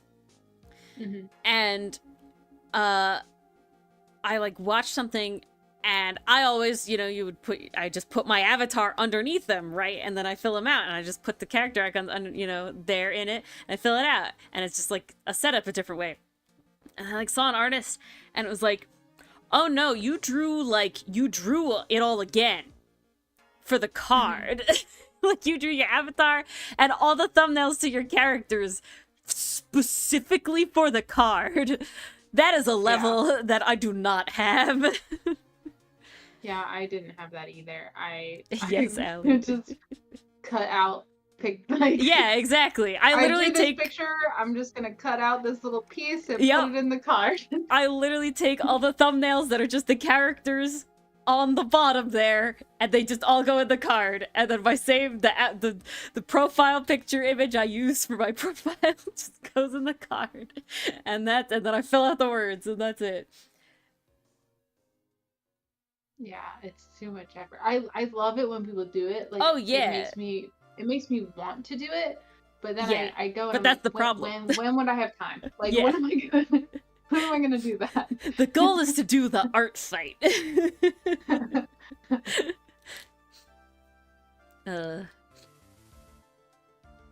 Yeah, if I didn't have, like, work, like, if I had time off or something, maybe I would, like, go super crazy art fight. If I could take the month to do nothing but art fight, maybe. But I would say I wouldn't even say that would help, in the sense of, like, I love drawing my characters and stuff. Yeah, but it's like I just want to be able to, like, I want to draw the other stuff too. You know, art fight is me drawing other stuff. Why am I? Yeah, like, if I had the whole month, I wouldn't want to waste it on my own. Yeah, exactly. I'm just attacking now. Gift. Yeah. I'd want to gift as much art as I possibly can pump out of myself. Exactly. So, but if I had, like, the week or two before to dedicate to it, there would definitely, like, I would want to do all these things that I'm thinking of, like, make a cool customized card, make animated thumbnails for my characters, like, come up with my own borders for the themes, you know, I don't know, whatever floats my boat at the time.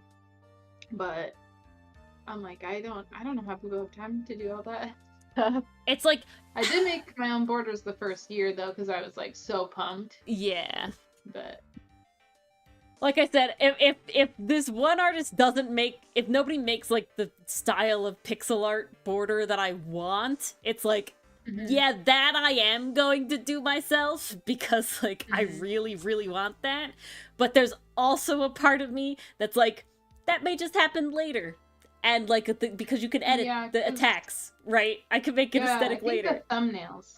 I don't think you can change the main picture, but I think you can change the thumbnail. Yeah. I can go here. Yeah, you can change the thumbnail. I just edited an attack from last year, and you can change the thumbnail. You can't change the main picture, but you can change the thumbnail. So I think you could always add it later, just to, so you're not stressing about it during our fight. It's one of those things where it's like, I'm sad that the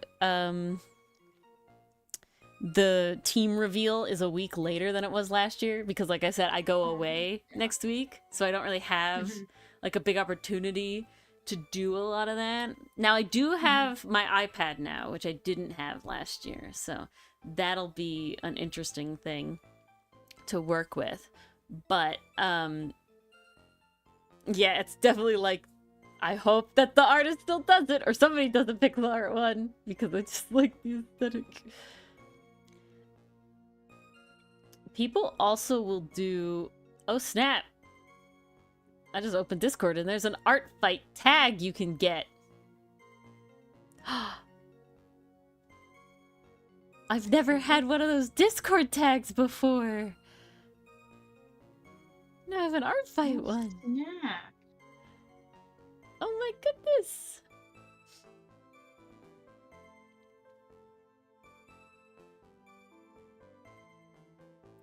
I have never had an art fight tag before.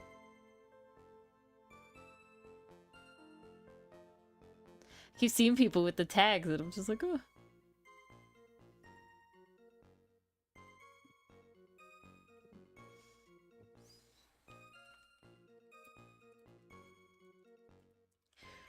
Oh my goodness. That was a wild moment there. I lost my train of thought completely about that. Oh, I was gonna say, yeah, I remembered people could edit the thumbnails because people will like, I had people change their defenses after the fact. Like after art fight was over, all the attacks they did now have a thumbnail over that just says the year on it. So like you can't even see the like there's no picture. It just says the year. And I'm pretty sure that's like just their way to organize it all. But I was like, oh, that means you can change them. Lost my thing.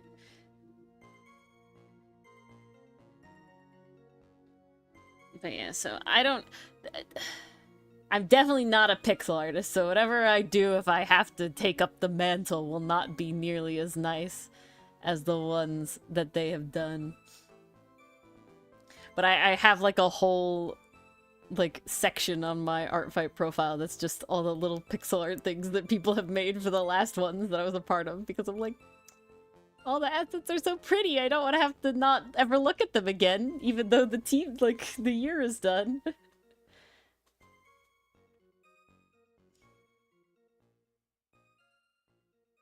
Yeah, I mean, I like the borders too, because I think they actually do really help when, like, of course there's a border right around the thumbnails that is the color of the team. Right, so if you were on Seafoam, you had the green dash line, and if you were on Stardust, you had like a bluish purple dash line. But that is not super easy to see. Like, you kind of have to be looking at it. So when I'm browsing for a new person to attack, and I'm looking at like I like to look at recent attacks a lot. When I'm like, I just want to pick a random person out, I'll go look at people who recently posted an attack and just browse. And whatever like art catches my eye is typically what I'll click on. But I get so sad when I realize like, oh, they're on my team, and I'm like, well, I still probably gonna attack them anyway because I like their art, I like their character or whatever. Yeah. And the names too, I think, show up in the team color as well. Yeah, they do. But I do think the ones that catch my eye more is the borders. Like the ones that have the team borders, I go, okay, they're definitely seafoam. Like I know there's other ways to tell, but for some reason those borders help me. Yeah. No, they really do. Yeah. So while I do think it's great that you can add them after the fact, I also think it helps people notice you and your art and your characters sooner rather than later. Yeah, and I definitely like, well, you shouldn't join art fight or a team with the sole intention of making points and winning, because art fight is won by number of people on a team. Like, they're never even teams, so it is just going to be whichever aesthetic is more enjoyed by everybody, that one's going to win. And that's just life, and there's not a lot you can do about it. But when I get to see how many points I do, big number, you know, makes monkey brain happy. You know, we can be we can want big number on top of everything else. And so, yeah, I definitely do lean towards attacking the opposite team first on all my, so like the list, like I have of people that I do follow that I like to attack. I will specifically go for the ones that end up on the opposite team than me first, and then like later I might circle back and do, like, if there's like characters, it's like I specifically wanted to do your character or specifically wanted to attack you, but they're definitely lower on the list. But I wanted to share because I had this epiphany last year, and because you said you did one mass attack and you might do more, I want you to know this wisdom. And that is, so like when you make a mass attack, right, specifically for multiple artists, the main artist is, like, there's one main artist and then you add the other artists on it. If the main artist is the opposite team, you get all opposite team level points. On every, like, even if even if there's friendly fire involved. Yeah. So literally if you do one opposite team person and everybody else is friendly fire, you will get full points if you make the opposite team person your main artist. I always thought it, like, obviously the main artist, you definitely want the opposite team. That I knew. But I always thought, like, every additional thing would be calculated accordingly. Like, it's friendly fire, you would like get friendly fire of that, like, whatever level you did. Yeah, no, because it's like the way that it's set up is that only the main artist actually even gets it counted as like a full defense. They're the only ones that can revenge it, right? They're the only ones that can like have it show up on their main like defense page and not like the other page that's like attacks I'm a part of or something like that. I'm trying to remember what it specifically says. Yeah, I think that's what it's called. Yeah, characters included in, right. So like that, only the main artist has it in their main defenses page and not the characters included in page. And so you do get the full points. And so that's just a little note that if you're going to do that, make sure that they're the opposite team to get all the points. I also love when people do the team themes. I only wanted to do the mass attacks because I was like, I wanted everyone to get a revenge from me. Yeah. And I have a feeling, like, especially this year, I'm like, I don't know if I'm going to be able to do that. So I was trying to think of ways, like, how can I make that easier on myself to make it happen, like, still make it happen. And I thought, a mass attack could be interesting to do. Because then I'd maybe not have to draw the entire character, because I do tend to draw the whole thing. Yeah. Instead of, but I could like hide parts of people's characters with other characters, and so it would make it easier for me to just keep it. Like if I could sort of make a scene and then add people's characters into that scene, like sometimes we do with I think it's called Magna now. Used to be like Aggie or whatever. Oh yeah, Aggie, yeah. So like when we do those fun activities where we put a background in Aggie and then everyone draws their OC in it, and it makes a super cute, adorable photo right at the end of it with all our characters together. I was like, I kind of want to do something like that where I make the background, and then every time someone attacks me, I just like add their character in. Yeah. It's and really then just cute. do one big mass attack revenge thing. I think that's super cute. I got one. So I the first year I did, I was not mass attacked at all. But last year I got 2 mass attacks, and one of them was specifically like, basically what you did with slightly like a theme. So they like took, they had like 2 sides, and I'll show it because it's super cute. They basically like took the 2 team themes, right?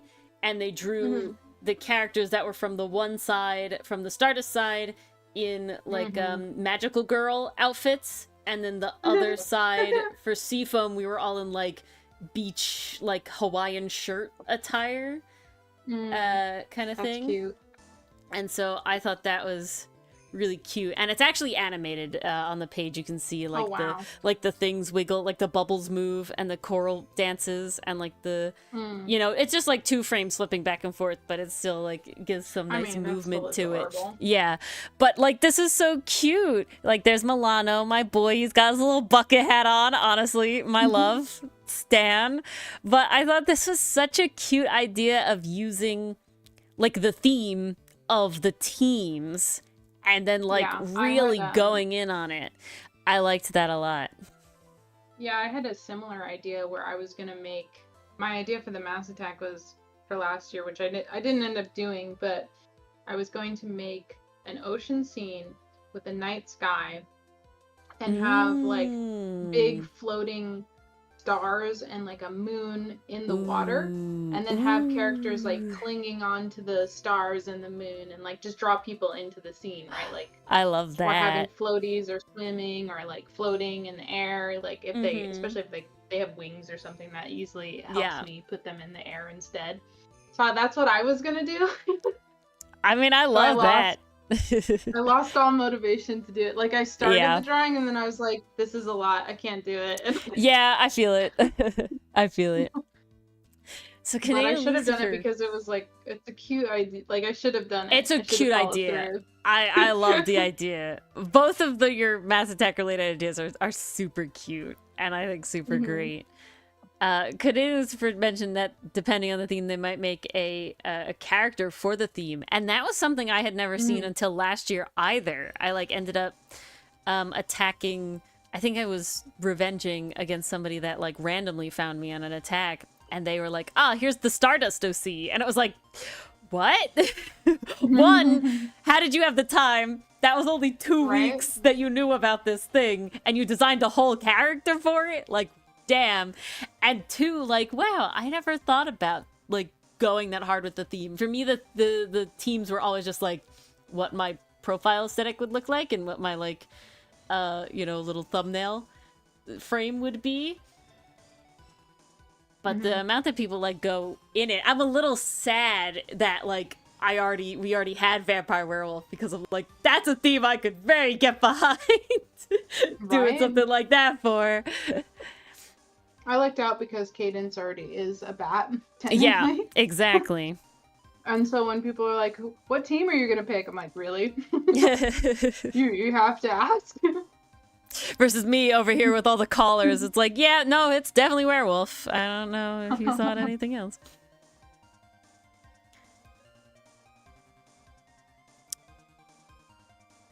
But no, people get so creative with it.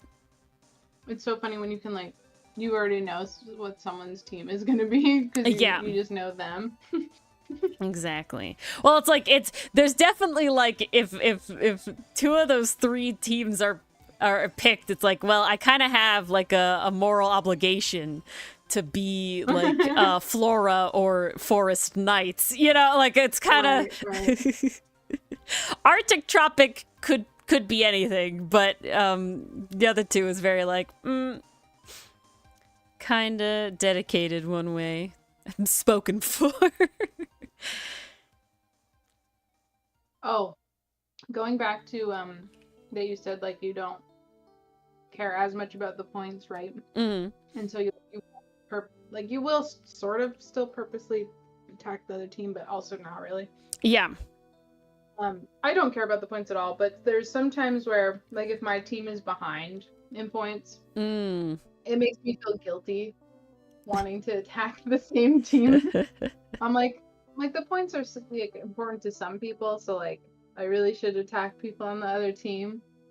But like there's also times where I'm like, I don't care. I really want to control this character. Yeah. It's one of those things where it's definitely like, don't go into it with the I need to win and I'm like hinging my enjoyment of this on the win. But like, there's no problem if you want big point. Right. And I definitely like... Don't worry about that, Allie. You use it all the other ways. Allie said, nervous about the themes because her art fight profile is basically set in stone. She has a very pretty art fight profile with her OC. Does that OC have a name, Allie? I don't know if she has a name. It's like it's a girl in like space and she has this like cat like themed like spacesuit and it's really pink and honestly it like encompasses like all of the things I love. So I love pink and she's adorable and this cat suit is great. And the profile is so yes, cute. Isn't it so cute? And so honestly, a great theme for like Stardust super easily. But of course, you know, there's always the not fitting the vibe. But I don't, you know, how much or how little you want to or not to add, you know, to the your profile is all up to. She's unnamed. Allie, you gotta name her. She's your Sona at this point. And she's so cute. Oh my god, I love her so much. We like Allie actually only drew this rather recently, the like main image on the profile. And so she was posting it in the Discord like as she was making it. And then she made it her profile image. I was like, oh my god, this is so good. I love this one. So cute. Since it's your Sona, you could try something that fits with Allie, like... Yeah, that's a good one. Name it... Allie adjacent. Name it Cat. Name it Cat, but with a K, and then together you're Allie Cat. That's one, adorable. But two, I definitely agree with the, like... Because I have what I would say, like, 3 different Sonas at this point. Because they're, like... Because I have, like, a brand, for lack of a better term, in, like, a different fields. And so they're all the same character-ish, like, generally. But they have different names, because they're technically different. And yeah, the first one is Camden. So, like, I'm Origami, right? But it's really Origami is how it is. Everyone was just like, oh, it's a play on origami, which it is. But in my head, it's Origami. But, you know, everyone who says origami, I don't really care. I would always go with Ori. Anyway, but so Camden was the first one, and it actually works out really well because Camden is very similar to, so Dylan, my partner, also like did the actual technical homebrew side of a lot of our homebrew for that, and so Camden is basically Cam Dill, and so it worked out very nice because it's DYN, how I would spell it. And then I have my VTuber, which is Cersei, which one fits that still, it's like a C name, right? Her name, though, specifically does come from the tree that she's based off of, which is one of my favorite trees. You can't have just one as an arborist. That's kind of going against the nature of it all. But Cercis canadensis is the eastern redbud. And so it's not spelled Cersei like the goddess from the Odyssey. It's spelled Cersei like Cercis canadensis. You basically switch the E and the I. But they all like fit similarly, but they're all like, you know, have the glasses and the pink hair and like the brown eyes and the eye shape and colors like that. So they were recognizable. I actually like I can't remember what I did, but so I've had the Origami Curio for the longest. And then I was on TikTok with the Folding Planets, so that's the comic collective, and somebody was like, oh, do you do commissions or whatever? I'm like, yeah, DM me on Discord. And so they DM me on Discord, and they're like, wait, I recognize that pink-haired avatar. And even though this is like now years, like the Curio avatar is like from 2022 and my current avatar is literally from 2024, and they're very different poses, and the new one is like remastered basically. And no, they recognized me from the Origami Curio. I was like, that's a wild thing to wow.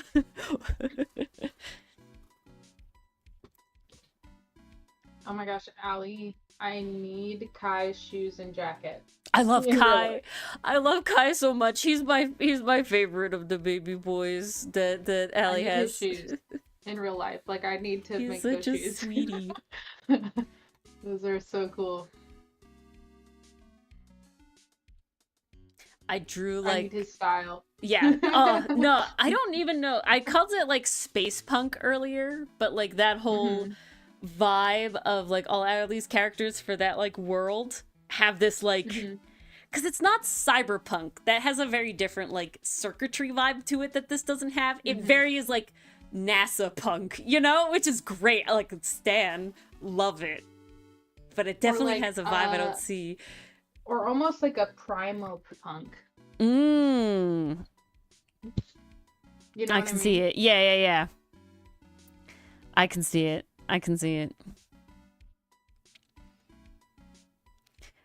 I love it though. It's definitely not like a style I see a lot.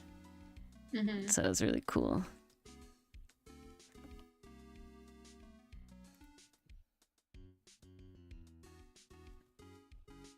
It's always weird picking styles. Like I had mentioned earlier, Mars and I are like going back and forth every once in a while about the next comic we'll make. And it's basically, so Outcast started as, I was basically like, I want to make a comic and I hate writing though. So I can't do the writing. And I basically, Mars and I had only recently kind of, for lack of a better term, rekindled our friendship, but actually just like became actually close friends. And I was like, I have this recollection of Mars liking to write. And so I was like, all right, Mars, I literally text her. I'm like, so you like to write, right? And she's like, yeah, mostly like fan fiction and whatever, but I do like to. I'm like, great, want to make a webcomic with me? And she was like, sure.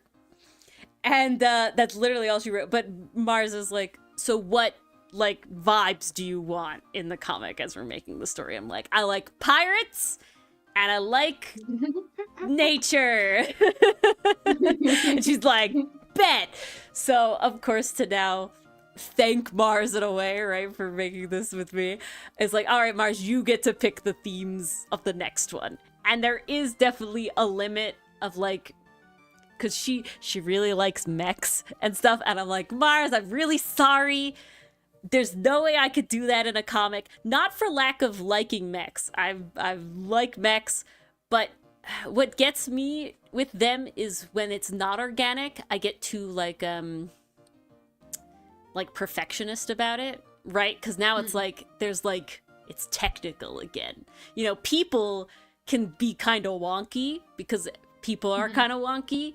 Nature, like plants and stuff, have very organic shapes, but now it's a mech. Now it has like defined 3D shapes to it. And I was just like, there's no way that I'm doing that. And she's like, all right, let's do like partial mech things. And so we came to like a mid-range vibe, and we started with it being like aether punk was the closest thing, so it's like magic and tech, because I definitely like I needed there to be a level of whimsy to it so that I didn't get too in my own head about how it like would work.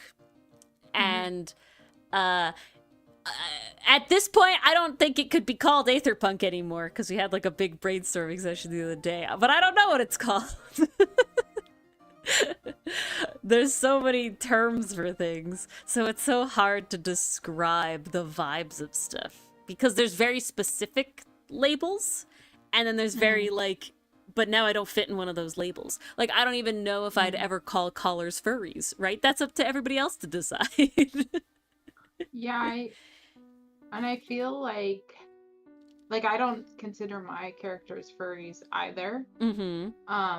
Although I do see, like, I could see someone calling them furries, if that makes sense, because they are humanoid creatures or animals. So I could definitely see that happening. But I don't personally see them as that myself. Yeah, I feel that. With the furry thing, like, I'm happy to be, like, in the furry community, and, like, I love looking at the art and stuff. It's great. But I'm self-conscious about the fact of, like, I want the people who like this specific thing to find it. And I don't want people who aren't in this very small section to be upset that I'm using, like, their label. Like, so now they're looking for furry art and they come across my stuff and it's like, this isn't furry art. And it's like, yeah, but there's no word for the thing that I do. Right. Because I found the word kimono mimi, but it's more for, like, cat girls, where it's like 90% a human and then they also have ears and a tail. And it's like, no, I'm beyond that. But I'm still not an animal-headed person, which is a different category now. And so it's like, where do we lie? Oh, that'd be really fun, Mason. You should definitely do that. A demon persona, because Mason sounds similar to the Japanese word for demon, epic. Yeah, exactly, Mason. And that's why it's used for, like, cat girls, like anime cat girls. But, like, I feel like that doesn't encompass what a collar is, because they have the animal legs and, you know, the animal arms sometimes and all this other stuff going on. Every time I do find, like, an artist that, like, does the same level of animal features in their characters as me, I'm always like, yes, what do you call this? And then it's like, you literally do no tags at all. And I was like, great! I want more of that. Because then the other part is, I want to find more art like that. I want to look at more art like that. What do I search? So hard. So difficult. Yeah, I am always impressed by furries, like, especially the costumes. Oh, yeah. Like, people who can make the costumes, I'm like, holy cow, that's the crazy. fursuits are insane. Like, I wish I had that level of skill. Yeah, there's always, I have the, like, the audacity to be like, I could do that if I had the time, you know, of like, I could probably do that. Not in a way where it's like, oh, I could do that, you know, and no, like, no, you obviously have a lot of skill, and the people who do it really well, I would not be at that level right away. But as, like, somebody that is fairly crafty, I'm always like, I could totally make a fursuit if I sat down and did, like, you know, tried. It would take a long time. Right, like, if you had unlimited time, unlimited money, it is something you could do. Yeah, exactly. And I agree there. Like, I do feel like if I was passionate enough about it to make myself a suit, I could do it. Yeah. But I don't have that level of passion, nor time, nor money. Yeah. It's the problem with, like, I like too many things. You gotta pick, you know? You have to choose and one. That's why... Or you can choose a couple, but there has to be a balance. Yeah, there's only so many you can do. There is a limit. And that's why I'm definitely like, if I could be immortal, I definitely would. Very easily. Right? Everyone's like, well, when you get bored, I'm like, no, do you know how many hobbies I have? There is too many things on this green earth that I could definitely keep time with. Right. Do you know how many hobbies I currently have, and also have just chosen not to have simply because I don't have time to have them, like... that I had to stop, or I can't do as often as I want because I literally don't have the time. And then on top of that, how much media exists. I could read books and watch movies and anime for years. Decades. Any programs that would be good for pixel art? Actually, I really enjoyed using Pixel Edit myself. It's spelled with a Y instead of an I. And it's fairly inexpensive. Last I checked, which was a while ago, it was like $8. And you get it for life. Let's see, how much is it now? Mine. what I'm using on stream is called Ace Sprite, ASEPRITE, and it's definitely more expensive than the one you mentioned, Rage, but I think it's only like $20. Yeah, it's only $20, and again, perpetual license, you get it forever. So that's what I've been drawing on stream. This one is also good if you want to make like animated sprites, because it does have like animation layers and stuff in there. So like if it's built for being animated. The one I've used on the iPad that I've tried out is basically like an iPad copycat version of Ace Sprite. I only have the free version currently. It's called Resprite. Resprite. And it looks very similar to Ace Sprite. But you do not have a lot of features on the free version of that one. I don't know if I'll do much more with that or not. I kept trying it, and I did draw a little Hotsun on the iPad one. But I think I'm much more enjoying doing this on the computer with Ace Sprite here. Ace Sprite is like the big one. I don't know if Willow is here. Willow is a game dev that does pixel art games, and they're really good. They actually did one of the Pokemon Fuzinka's pixel art, so they're a big pixel artist. And to my understanding, Ace Sprite is sort of like the one that game devs use, because you can make all the sprite stuff. It's basically made for little animated sprites. So I don't know if Willow's here and can weigh in, but yeah, that's the big one for if you really want to do stuff. Yeah, Willow's art is crazy. Willow, they're part of the team that made their main game is called I'm blanking now. Of course, Star Apprentice, Magical Murder Mystery. And it's like Danganronpa inspired, Ace Attorney inspired sort of thing. And it was really fun. And they've been working on making I think what they called it is like an upgraded version of the game. So it has more cases and it has like a lot more story going on and everything. And they recently put out like the teaser for it. And it's all pixel art. And so it's really epic to watch like the little animated teaser. And I'm like, this is insane. This is crazy. Yeah, Yes. I picked Pixel Edit because my hubby and I used to make games together. Yeah. Probably will again at some point, like once we get another idea for one. And I still do love pixel art. I did think it'd be fun to make a game in pixel art, but the thing I liked about Pixel Edit was that it allows you to like save tiles, so you can like make repeatable textures, and That's it also nice. When you make animations in it, you can easily like export them out as sprite sheets, which is good for gaming. Or animated GIFs. You can do it as one or the other, and it does have like onion skinning in it as well. Yep. So like, that's the reasons I chose Pixel Edit. Also, it helped that it was like $8. Yeah. Was a poor, if you're just going I was a into poor it, college kid. Yeah. At the time. Definitely. And it's only $9 now, so it really hasn't. That's not bad. Yeah. Yeah, it really hasn't increased in price since I bought it, so that's good. Which was years ago. I feel like I bought that like 10 years ago, and so they really haven't raised their prices very much. No, speaking of sprite sheets, I have to tell you about what I've had to do.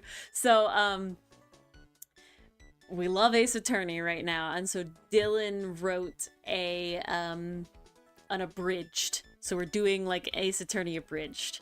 And not of the anime, specifically of the game.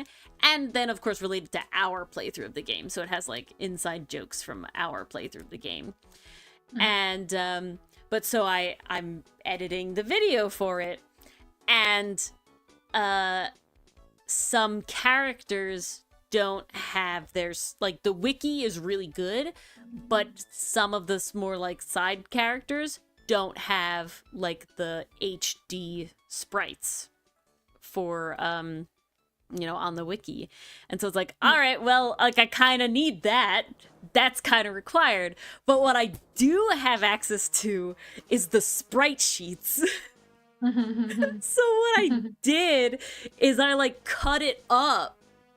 Like I took the sprite sheet and I cut out every piece in my art program and then layered them pixel perfect on top of each other and got every frame.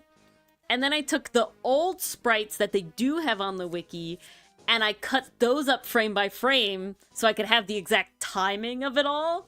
And then put the new HD versions in the right timing for the animation. And then I can't just have them be GIFs anyway. I need them to be MP4s with green screen to put in the video. And so it's like, all right, I would have had to kind of do shenanigans anyway. And right.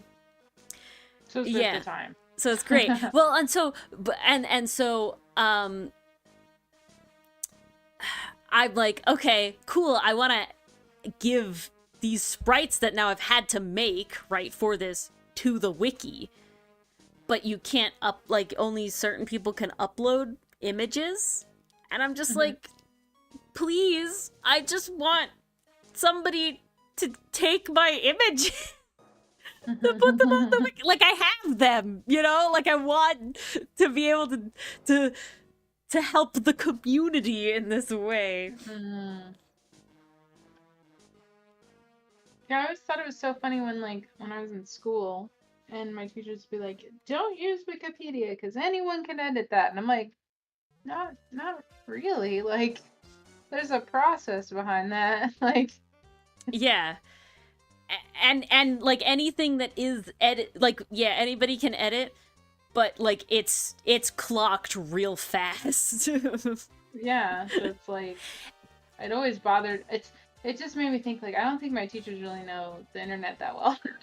No, and that's what's so wild about like when you look back at like the early internet and how people use felt about the internet earlier, and then those same like adults are now like anything I believe like see on Facebook is obviously true. And it's like, weren't you just telling me to not trust anything on the internet? Like, why are you telling me that this is where you get your news? I know, there's been so many times like that, like, you know, my parents are always like, oh, don't put your name on there, don't put your address, don't do this, don't do that, blah, blah, blah. And then I see like my dad post like a chain thing that asks a bunch of questions, and one of the questions is like, what was the name of your first pet? And I'm like, why are you answering that? I'm like, stop answering these questions, stop it. Yeah. Like the roles are reversed. Exactly. Like don't list your favorite movie and your favorite band and your name of your first pet. These are all fishing for your These are security literally question answers. Like, stop it. I remember there's the movie, it's called Now You See Me, and it's about like the it's like a heist movie, and it's all the magicians and they do a heist with like magic and stuff. And I remember distinctly part of that movie is this guy, this like wealthy guy that's technically sponsoring them, I think it is what it was, but he's obviously like a rich evil guy sort of thing. So part of what they do is they empty his bank account and give it to everybody in the audience via like Venmo or whatever, right? And he's like, how did you do this? And it flashes back to they're on the plane because he was like sponsoring them. It flashes back to like on the plane being like, oh yeah, you know, so what's the name of your like mother's maiden name or whatever, and like literally doing those like questions and getting that information out of him. And ever since then I'm like, oh, gotta worry about that. Can't just go giving that sort of information out. Yeah, or like the times where like I just found out like my grandmother like lost some money to a scam. like by clicking a link in her Yeah. email. And I'm just like, come on, that's like internet basic 101. Like, Yeah. don't if you Don't don't click the know who the link. sender is, don't click the link. Don't Yeah. download the attachment. Like, please. A really funny one.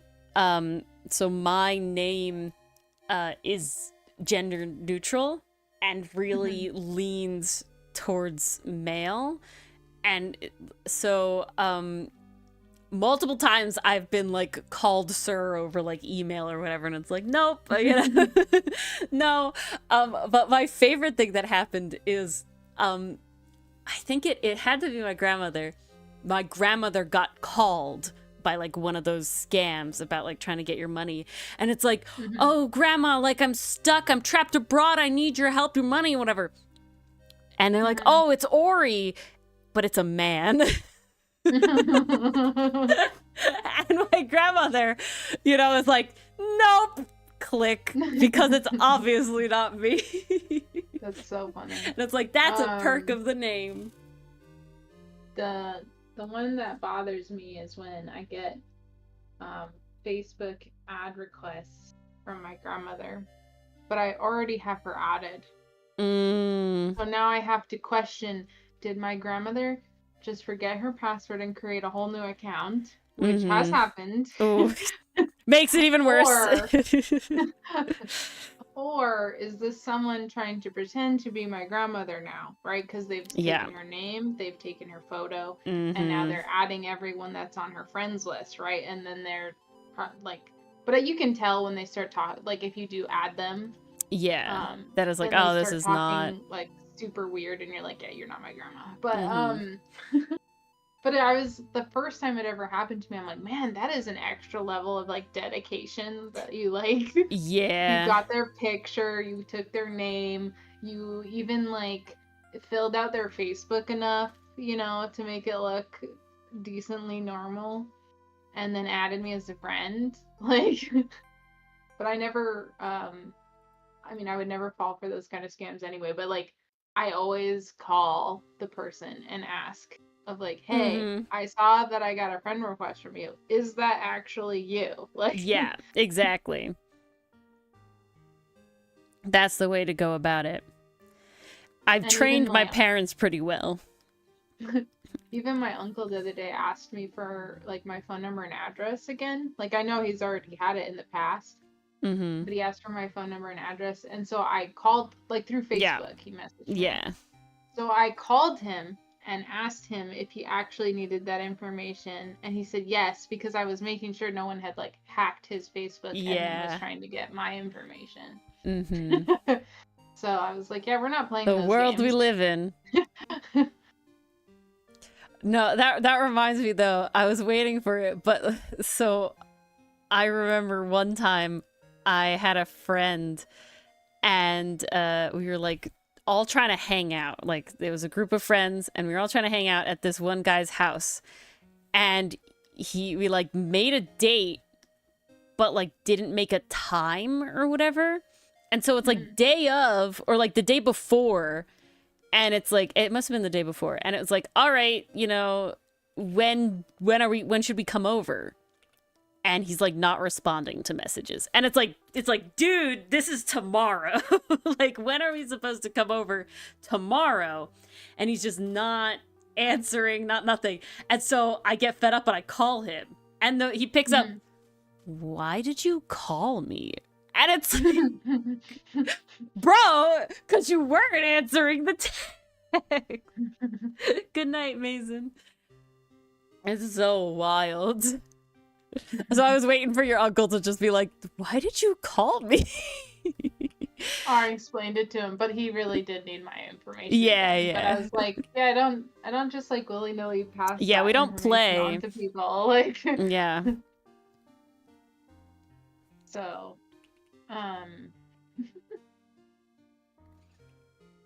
it's a wild world. I just found it so funny when I, like, my grandparents. Like, grandparents, I can understand, they're very new to technology. It's still, even today. But like, scolding my dad, I was like, really? Like, yeah.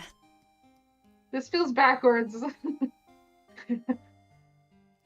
No, 100. I literally, I'm like, Mom, Dad, there will never be a text message that you get that is like, you need to click on this link. Okay, like the USPS is not gonna text you about your package. All right? Amazon does not have your phone number. It's my Amazon account. So they're definitely even if I get better. an email that looks legitimate and and I've checked that it's come from, like, it looks like it's come from the right email address and stuff, I will not click on anything from that email. I will go to that website, log in, and check. Yep. Through there. I will never go through the email. There was like a whole thing, and it was like, Amazon emails that looked like order receipts. That was like a big phishing scam for a while. No, Grandma, the man on the phone doesn't need those funny numbers on the back of the card. Yeah, no, it's crazy. And it's sad, you know, that you don't want to have to think that way. But it was like, you know, but they get you so many ways. You to a whole new level of paranoia. Oh, yeah, you want to know what Canadian is for? It was a bunch of layers with the Discord account. So my Discord got hacked. I had a Discord account from when Discord was new, and we had a whole server, and it was, you know, and it got hacked. And the reason I got hacked is because they had hacked somebody that I was, like, internet friends with, but not, you know, close enough to have other ways of, like, communicating with them. And so they, like, asked me to, like, try out something, and it got me because, like, I had not seen anything about their account being hacked. Like, I wasn't close enough with them to, like, be like, oh, I should ask them elsewhere. And, you know, I got hacked. Never again. Now the Discord server, I have, like, so many precautions in now. The Discord server now is actually owned by a alternate account that I have that I literally solely use as being the owner of the Discord, so that, God forbid, something happens to me again, we're still good on the Discord server. That's pretty smart. Yeah. I had a friend, I had that happen to me. Not like my account didn't get hacked, I caught on to what was going on, but like a old friend, like from college days, when I went to school for video game art and design, and they reached out to me and said, hey, like, I made this game, I was wondering. Yeah, that's like, exactly what it was, the game. Yeah, they were like, I saw that you're a streamer, and I was wondering if you'd want to play test it on stream and whatnot. And so I was like, that doesn't seem fishy at all, because like, I used to do game art and design. It's a friend from college. It totally makes sense that they would make a game and send it to me, and that they would want me to play it.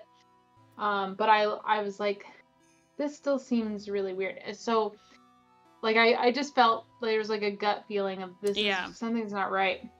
So what I did was I said, yeah, I would be happy to do that, but I'm not home right now, which was a lie. I was home. And they were like, can you download it right now? And I was like, no, I can't. I'm out and about. And then they were like so persistent about me clicking the link that I was like, yeah, this isn't, you aren't the you person. Aren't real. Like, yeah, you are not real. Yeah. So that's the big thing. That's what they try to get you with. It's always the urgency. You know, if it's something and they're trying to get you to do stuff right now, it's probably not a real thing. Like a normal friend would be like, oh yeah, no problem. Yeah, right? Like, they do it later, you know, whatever. Yeah. And they wouldn't even be pressuring you to download it in like that hard in the first place. Yeah, it would just be like, oh yeah, no, whenever you get to it, just let me know, you know, like, I want to know. Yeah. Yeah. But I don't know I couldn't tell you what like triggered my.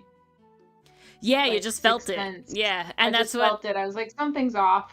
Yeah, and that's what I definitely like when I got hacked. You know, it's over like 2 years now. A year, 2 years? I don't know. It's been a bit, definitely, since I got hacked. And it's definitely like, when it first happened, I definitely was like beating myself up. I was like, oh, how did you, like, you fall for this, right? You know, like, how did it, but obviously it works. Otherwise, you know, there wouldn't be scams. Yeah, otherwise they wouldn't do it. Exactly. They wouldn't be doing it if it never worked. It didn't work on somebody. Exactly. Like, that's why they do it, so.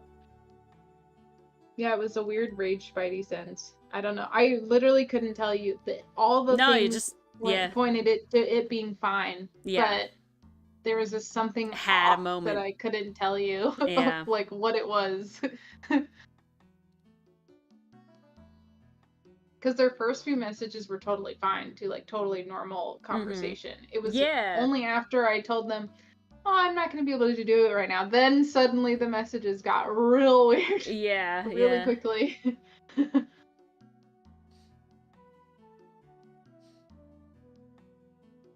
And they're all very susceptible to being hacked, Canadian Lucifer. Oh my lord. And then you tell them, don't click links from people. There you go. Every once in a while, test how hackable your friends are. That's a good. That's actually not a bad idea. It's not a bad idea, actually. Test them. Yeah. You test them. Oh, play this game of mine. Test this game. And then when they ask no questions or do nothing, you're like, bad. Try again. This is how you get hacked. Dylan literally won't click.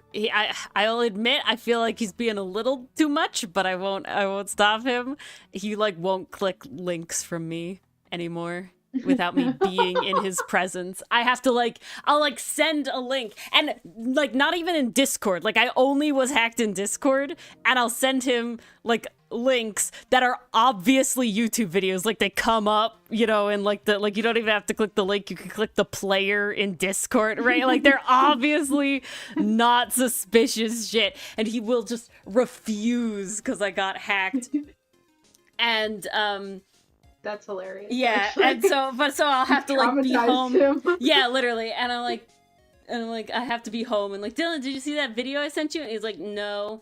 And I'm like, all right, I have to pull it up on my phone from the link I sent him and show it to him in person.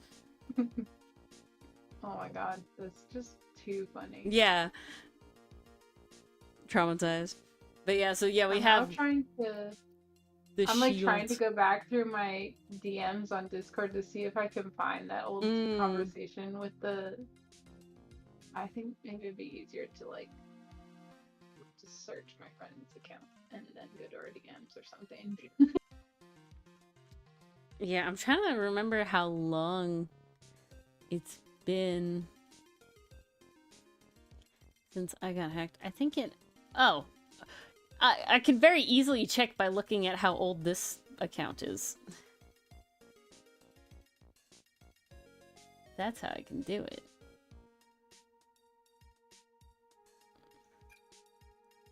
Ooh. 2023. So it's been August 5th, 2023. So it's nearly been 2 years. And we've definitely taken precautions since.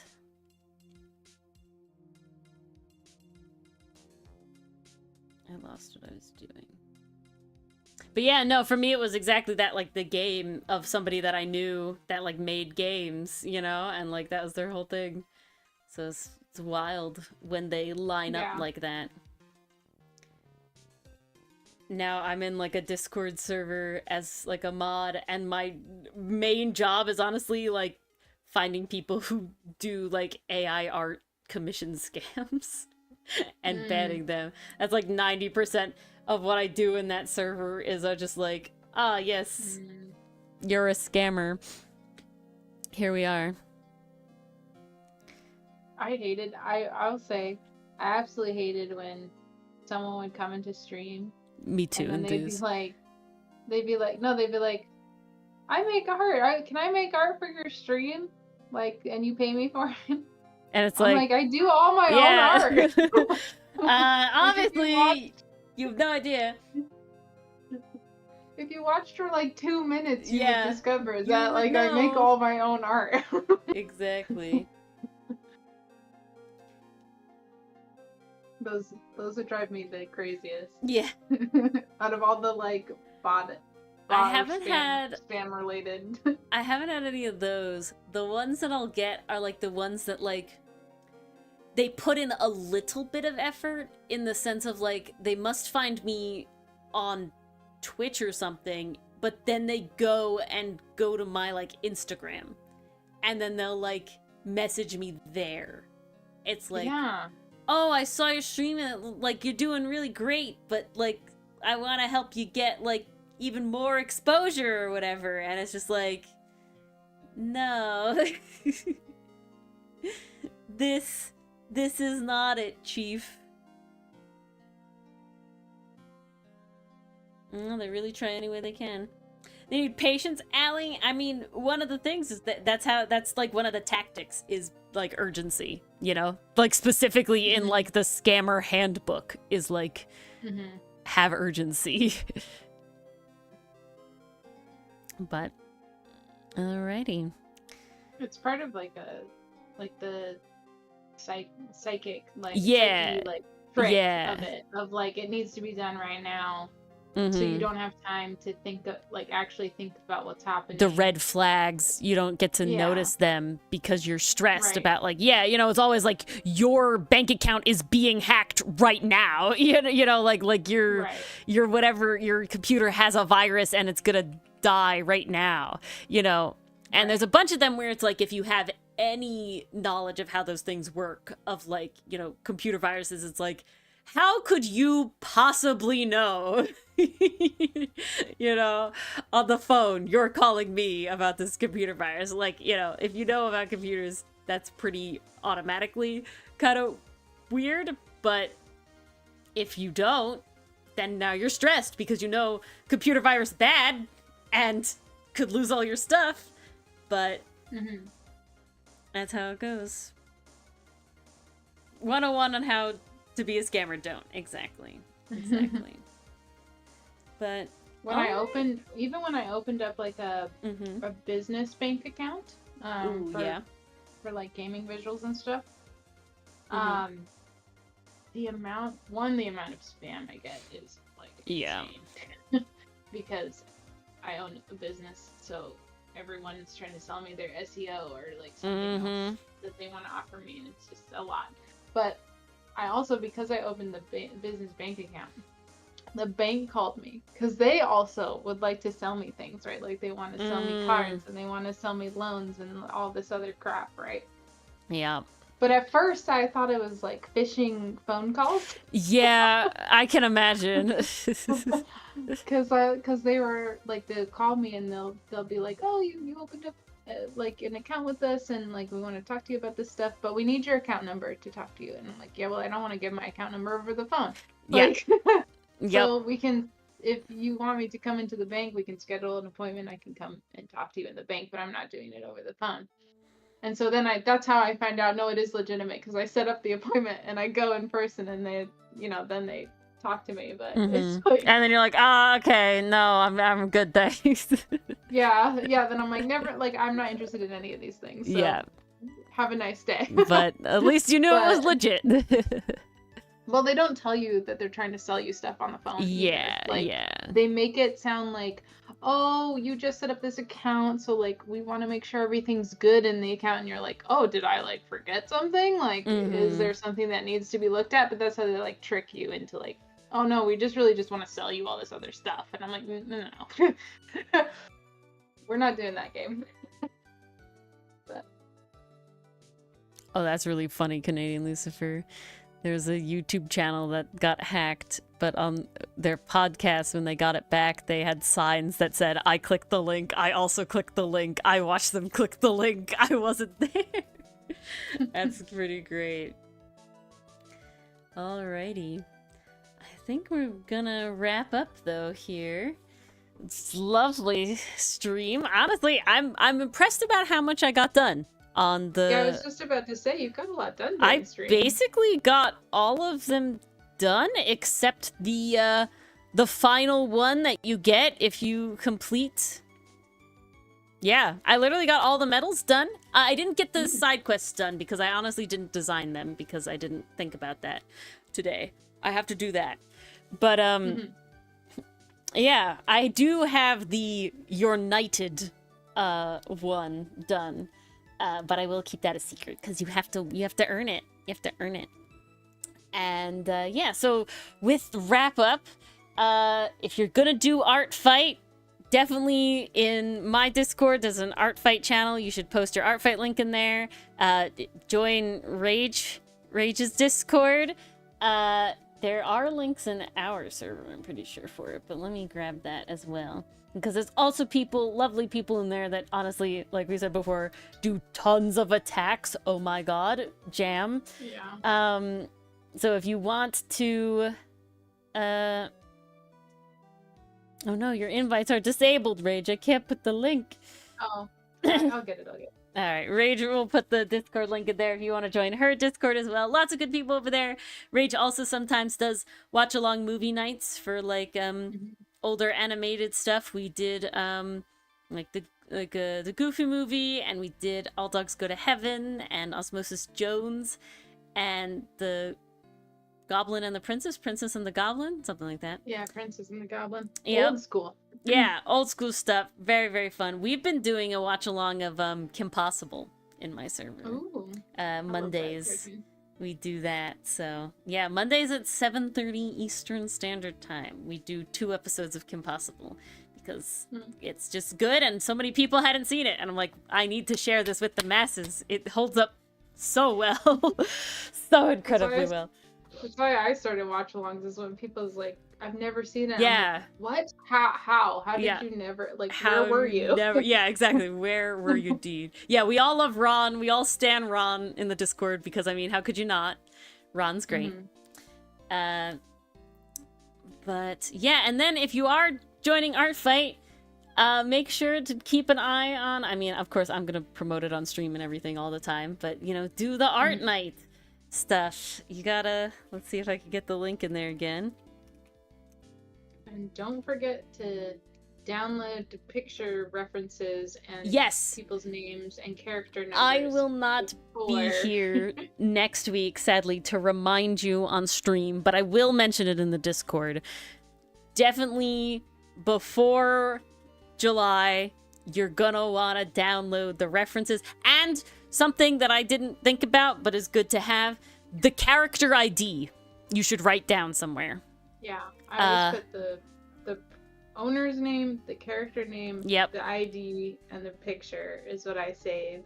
That's all the information you want, because you want to be able, you don't want to draw a character and then realize you can't find them again to actually submit an attack. So you want to save the references, you want to save the IDs and the artist's name. And I do recommend doing that like fairly close to the start, just because people do like constantly edit their stuff like right up until the end. But definitely like end at of least next 2 days week. Before. Yeah, like the 30th, you know, 28th, 29th, 30th, you know, around there. You could start doing it. The weekend right before. Definitely grab some, because the site will go down. They'll say it won't go down. It will go down. And the sole reason is just because so many people want to go look at stuff right now. So, yeah. Just this sheer amount of people. Yeah, just the amount of traffic. The site. There's not... It's insane. I don't think that there is a level that Art Fight could ever be that won't have it go, like, down on the first day. Yeah. Because you would have to be like Twitter or YouTube level of like stuff, like just to have that amount of traffic, and it's only for the one day, you know, or like near the end as well. It's just not worth it. It'd be so expensive. So like, it's not their fault. It's literally just website, you know, deal shenanigans. It's so expensive to upgrade their server to handle it, and then you can't. Sometimes you can't downgrade after you've upgraded it. Yeah, that too. And again, if they're using it for just the one day, because it's fine elsewise, you know, every other day is fine. Bring Cadence over here to this one. But yes, thank you all for coming. And yeah, I'll be in the Discord, you know, even next week. I just won't be on stream. And thank you, Rage, for joining me. So glad you could It's make a it and pleasure. be here. I'm excited to do the art night stuff and have all these badges set up. So I'll be linking the website again in your server as well when all that's set up. Honestly, very soon because wait. I'm going away. So very wait. soon. It's gonna be so fun. And trying to think if there's anything else. I'm still on stream tomorrow. Just me by my lonesome, no Mars, where we do Pass to Smash, guys. So you want to be there. If you guys want to vote, whoever will be the final victim that I get to try and turn from a pass into a smash. We'll see. They're rather unhinged, so we'll see how that goes. Do you already know who you're doing tomorrow? No. So they actually vote. There's votes right now, guys, in the server. Make sure to cast your vote if you didn't already for the third. I think it's the third round. Yeah, they vote basically when we finish an Ace Attorney game, we play Smash or Pass on it, and any characters that are like main characters that have the full half-body sprite images and dialogue, if all three of us passed on one of those characters, they get put into like a tournament pool, and the week leading up to it, because it's always like a Friday, the week leading up to the stream, everybody in the Discord will vote on who they want me to have to do, with the final vote coming down to live on stream at the start of stream tomorrow. And then in that moment is when I get to know who I have to attempt. And I will say, I am 3 for 4. I think that's the math there. I'm very happy. Honestly, the two I dreaded the most were the two that came out the best, and the one that I thought would be the easiest has been the worst. So now after all of that, I definitely have who I would like to win, but we'll certainly see what'll happen tomorrow. Could be anything. But thank you all for joining, and have a lovely weekend, Rage. And you too. thank you. All right. Bye, chat. Happy art fight. Bye-bye. Happy art fight.